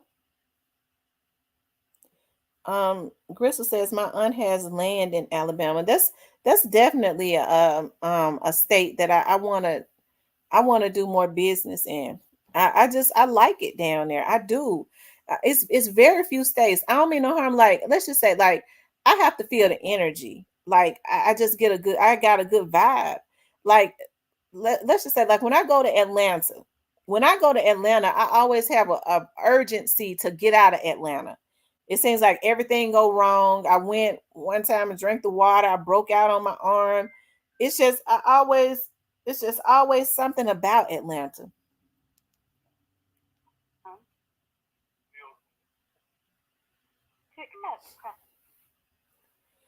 Hi, thanks for calling Real Talk with Tamara. How can I help you? Hey, Tamara, how you doing? I'm great. How about you? Doing fine. I was listening to you earlier. I got back on YouTube. I'm like, man, get on here. And it's like 1 o'clock now. But yeah, I want to touch the bases on 3 things about the. I can read they want you to make $15,000 a year, and you know, I listen to a lot of podcasts. I started listening that is, we don't have that many strong black people in Memphis. So I listen to this status. Don't nobody listening on. I also started tuning in with you. I'm like, okay, then I see you from Memphis, and I like when you be going off on me. I feel like it's funny. I come in a freestyle on your page and stuff, so on your YouTube, but it's real fun. But yeah, it's just crazy how this world is just set up, and it's like Greg already say, it's a game. They want to keep you in this sucker place, and they want to control you by, okay, I give you this right here, I give you that. $15,000 a year. I pay more child support than that a year. That's crazy. Wow. Yeah. And you're right. They are able to. I'm gonna tell you something. Crime pays, because if you don't want people to make over $15,000 a year, and they don't have any skills, and they start getting out trying to make baby steps at doing better, and you take their food stamps for them because they're making over over $15,000 a year, that's forcing people into other types of behavior like crime. Yeah. And it's crazy. Like people don't belong over here. They would get more grants and money. Like, come on, like I guarantee you, we cannot go in a country and try to get money. They don't want us over there. That's right. And like I say, America is so weak. Now, some people are against Trump. I mean, I feel like I can get a laugh out his ass, and also too, he's staying by his business. Like, stop these people from come over here and getting all these grants along. They don't really supposed to belong here. Mm-hmm. Like honestly though, everybody do what they want to be with me. But next time, I'm going to vote for Trump. I'm just getting real, because Trump had stuff going down. The food prices was down. The gas was down. I mean, it was somewhat a better place when Trump was in the office. Mm-hmm. Dude, now we got old Mr. C now in there. I don't know what he's doing. Mr. C now, I'm gonna tell you what Mr. C now did, what his goal was. Mr. C now goal was to, and he did a good job at it. He wiped out the middle class. So it ain't no middle class no more. You're either rich or poor. That's it. right. That's it. Yeah, and also too, like even I live in Memphis as well, so even trying to get an apartment in certain places, all these apartments now, like I know back in like around like Hatchcroft here, it used to be real nice, different apartments. Now it's all about basically on income. And at one time, like 4 or 5 years ago, I was trying to get an apartment over there. I think it was like Ashley Lace or it was some other apartment. Yeah, the lady told me I had to make the minimum. I had to make at least $23,000 a year. I'm like, huh? I'm like, that's not no money. Right. That's not no money. Like, God forbid, like, yeah, I'm young, I'm 32. Like, I was fortunate enough that, you know, I had to get out the mud. Didn't nobody give me nothing. I had to work hard for myself, and that's what's wrong with kids now these days. And that's why all these crimes and stuff going around. Hey, I'm looking like, I look on TV, kids 14, 15, 16, killing somebody, they stealing cars. Mm-hmm. I'm saying to myself, how in the hell, I had to go back and be like, damn, what I was doing at 14, 15. I'm going to tell you what I was doing. My dad had me, I had some damn shingles going on the damn top of the roof, you know. Right. If daddy had a side job, he took you to work with him. You was going to be out there pulling stuff out the truck or be on top of that roof too. He was going to teach you how to fix stuff. Yes, and my dad, he lived in Indiana, so I used to have to work for my school clothes. Yeah, my dad, if I didn't meet what I want to do, he go pay for my school clothes, but he just showed me if you want anything in life, with son, you have to work for it. Ain't never gonna come to you for a damn dream. So you have to work for everything you want. You get anything that you want out here if you work for it. Don't go and steal and do none of this stuff. Like I say, yeah, I was into sports. I wanted to play football. I wanted to do this. You like, okay, then you good now. It's other people out here better than you. What's your plan? I'm like, you know what? I never did think about this. Mm-hmm. So like I say, on the weekend, yeah, in the summertime, oh yeah, I cut grass. I was with my daddy. Maybe on a Sunday, that's the only time I have a chill day. But yeah, as I got older, 14, 15, I started lifting weights. One shingle started becoming to one shingle, started becoming two shingles. Two shingles started becoming three. Hey, I was going up in 2 stories, up and down 2 stories housing. I had to work for my money and throwing up nails and stuff. So yeah, it's just crazy out here. I'm like, man, kids, it's nothing but kids out here doing this stuff like the incident had the other day, 17, 18. They need to be somewhere in school, get ready for prom. They need to get where they should be getting ready for going to school or graduate. Now, their life is done. I was 17, 18 here. I was still trying to finish school. That's right. They don't go to school no more. And you notice that all these kids that's out here, people are not paying attention to that. Why are they closing down schools when it's more kids than ever? So why are they closing them down? Talking about it ain't enough kids. You're a lie. It's more kids now than ever before. You got girls having babies 2 and 3 times in 1 year. So that ain't possible. I'm being silly. But it is a lot of kids. But there is an agenda as it relates to our people. And there's been an agenda now. They've been stopped. And that's something we should have fought against. They stopped teaching cursive handwriting. I had to teach my kids cursive handwriting because they don't even want you to be able to read cursive or sign your name. They slowly been trying to take us back to slavery days, but because we fight against each other, we letting them do it.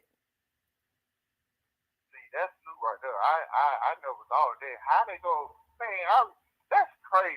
I think I was 2nd grade when we started learning cursive. Like today, I'm at work. I had to go sign something. What they tell you? Sorry, that's my truck. But what they tell you, print your name. Also, secret. That's everywhere. That's your life right there. Everything what you do. And how in the hell the kids know how to write in cursive? So how are we supposed to get ready for the real world though? A lot of stuff, they take a lot of stuff out of school. Taking a lot of vote-takes and everything stuff out of school. So I think I was probably the last of the last school. But when I was in school, it was starting getting bad though. But I think now it's like it's all time best right now. It is. It's an all-time mess. And like I said, people always taking advantage of the black community and like I said, instead of us organizing, we fight against each other and it's able to happen. Yup, you're right. You're absolutely right. But the crimes in Memphis, reason why I'm still touch the base on that, because it got to be addressed. It's just ridiculous. You know, I be on this road. Sometimes I don't really do nothing. I go home and work. You know, I want to go have a good time, this and that. Like, that's why I like to hang around a lot of older folks. I don't do no clubs and none of that stuff. I don't do none of that. I go smoke my cigars. I might listen to my blues, hang with my coworkers. That's about it, though. Then, when you go out somewhere, you got two things you got to worry about. Well, you got to worry about somebody killing you, stealing your car, breaking into your vehicle. Mm-hmm. We should not have to worry about that. That's true. My accountant, he just moved into a new building on a very nice building all the way down Popular going towards Germantown. Okay. And he came out and he posted on Facebook, this is what it has come to. He had like a Amazon box, a small Amazon box sitting on the back of his truck. They had broke out his windows and vandalized his car. I said, that's just a darn shame. That don't make no sense, man. The crime, I mean, these Negroes, they get so bold now, they do it in broad daylight. Mm-hmm. I mean, it's just crazy though. I know when places I be going to on the road, man, where you live at? Man, I live in Memphis. Oh man, I want to go down there. Man, no the hell you don't, bro. Stay wherever you at. Like for real. Don't do that. I mean, I ain't not talk bad about my city though, but it's not. It's just bad though. I hate when people come down, try to visit the city, and they might not even make it out, or they get their car stolen. That's true. They're killing you now for your stuff. You know, that's crazy. People killing you because they want your stuff. They want to take your car. They shooting you and killing you because they want stuff that you work hard for. My friend that works for MPD, this wasn't last year, it's probably like a few years back. He said, it's been getting like this for a minute. He said, it's a darn shame that a couple from out of East Memphis had come home from work around the Christmas time, come home for a Christmas party, a black couple. And when they walked into the house, that they didn't know that somebody was in their house, burglarizing their house. And so that's why I say these people are going to have to stop this trying to hold up these criminals when they do wrong. He said the wife, probably in her late 30s, something like that, nice shape, pretty woman. They decided that they was going to do whatever, want to have their way with the wife. And one would hold a gun to the husband's head while the other one had their way with the wife. But they walked in their home on a burglary, and then they decided that they wanted the wife. You see what I'm talking about? So that's why I say when people sit up talk about snitching and stuff, hey, we as a community, we are part of the problem when we sit up and feel like the criminals are supposed to have their way. And that's what I can't believe a bunch of older people buy into it, but that's because it's a bunch of older people that are committing these offenses too. And they want to guilt these young folks into talking about, well, you a snitch. Now, nigga, you going to jail. Because what they fear, what they're not going to tell you is what they fear more than anything is going to jail with the real criminals. They want to be out violating women and children and vandalizing, violating. When you break into somebody's house, whether they come in there or not, you are violating those people going up into their house, breaking into their cars and stuff. That's a violation. Yup, it is. And it's so sad that I know my girl was, she talking about, Well, baby, for my birthday, I want this bag. I want this bag right here. I want this perfume. So I'm like, that's fine and then though, but well, I also forgive you. I'm gonna buy you a goddamn Glock, a D19 or something like that. Because I'm not always gonna be around you. I'm not always gonna be around. I tell women all the time they better go and get licensed, or they better go get them something. They need to go get them something with some fire, so that they can, because these folks now don't care their own drugs, or they feel like they're supposed to be able to violate you. So when somebody comes to knock at your door and you know they ain't supposed to be there, you can go ahead and send them on to hell. Yup. And I'm like, because man, like that song, like they say, shoot first, ask questions later. Cause man, look, cause they ain't gonna ask no questions. They don't care. You don't know that person, they mindset behind that barrel. Those folks will take you away from your family. You don't know that. You know, I'm gonna get you before you get me. But one thing about me, I'm going home to my kids.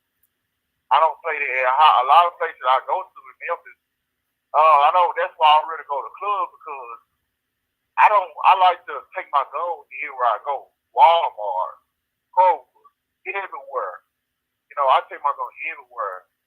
They get a habit of doing it. But like I say, I'm like, my girl, she got this stuff bad. I'm like, you need to watch us around it. And you know, you're a target by yourself half the time. I'm like, you need to watch us around and stuff, especially you going home.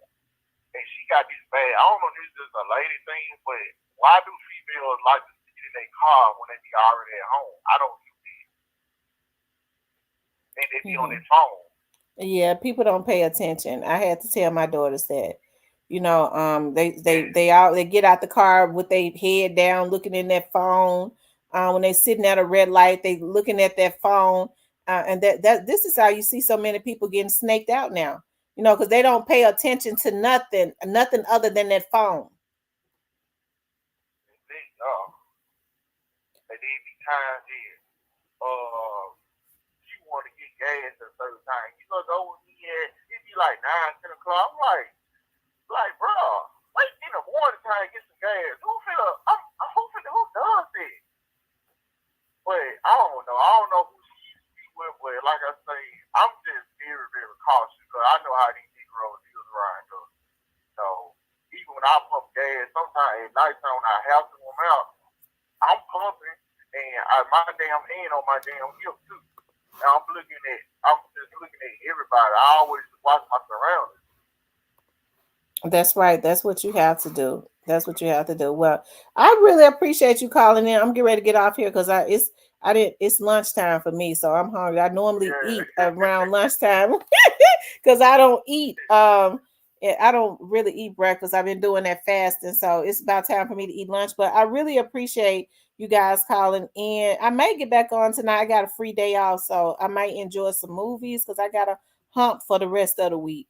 I gotta enjoy. I might enjoy some movies, or I might get back on tonight. But I definitely appreciate you calling in, Colin. No problem. Well, I definitely be checking in every time. I got my notification thing where every time you go live, I was trying to call you the other day, but the phone just kept on ringing. Well, you know what? It probably I had that other app, and I didn't know how to really work it. It had too many advertisements. Every time I try to turn on, answer the phone, a ad will pop up. I had to get rid of that. Okay, that's what it was. Okay, then. Well, I'm gonna go on with my day. Then you enjoy your rest of your day. It's good to talk to you. Okay, good talking to you too. Thanks. All right, no problem. Bye-bye. Well, you guys, I enjoyed being on here with you guys. Y'all know what I was thinking about and I know I probably shouldn't do it, but I thought about it. I was like, I got some catfish in there and I don't want to grill it. I think I want me some, maybe this will be my splurge today, or I just won't eat no more for today. I think I'm gonna fry me some catfish and make me some spaghetti. That's what I'm gonna do. And it ain't even Friday. You know, you eat stuff like that on a Friday. But I think that's what I'm gonna do today, and I just won't eat anything else today. I'll be able to burn it off because I go to my kickboxing class tonight anyway. So, okay, Robert said he'll call in tonight. Okay, well, I appreciate you guys being on He said, QD says, but pump fake is basketball metaphor of faking to shots. So in slang, it means faking. Okay. But anyways, you guys, make sure you guys please like, share, and subscribe. I've enjoyed talking to you all. Okay. I'll talk with you later.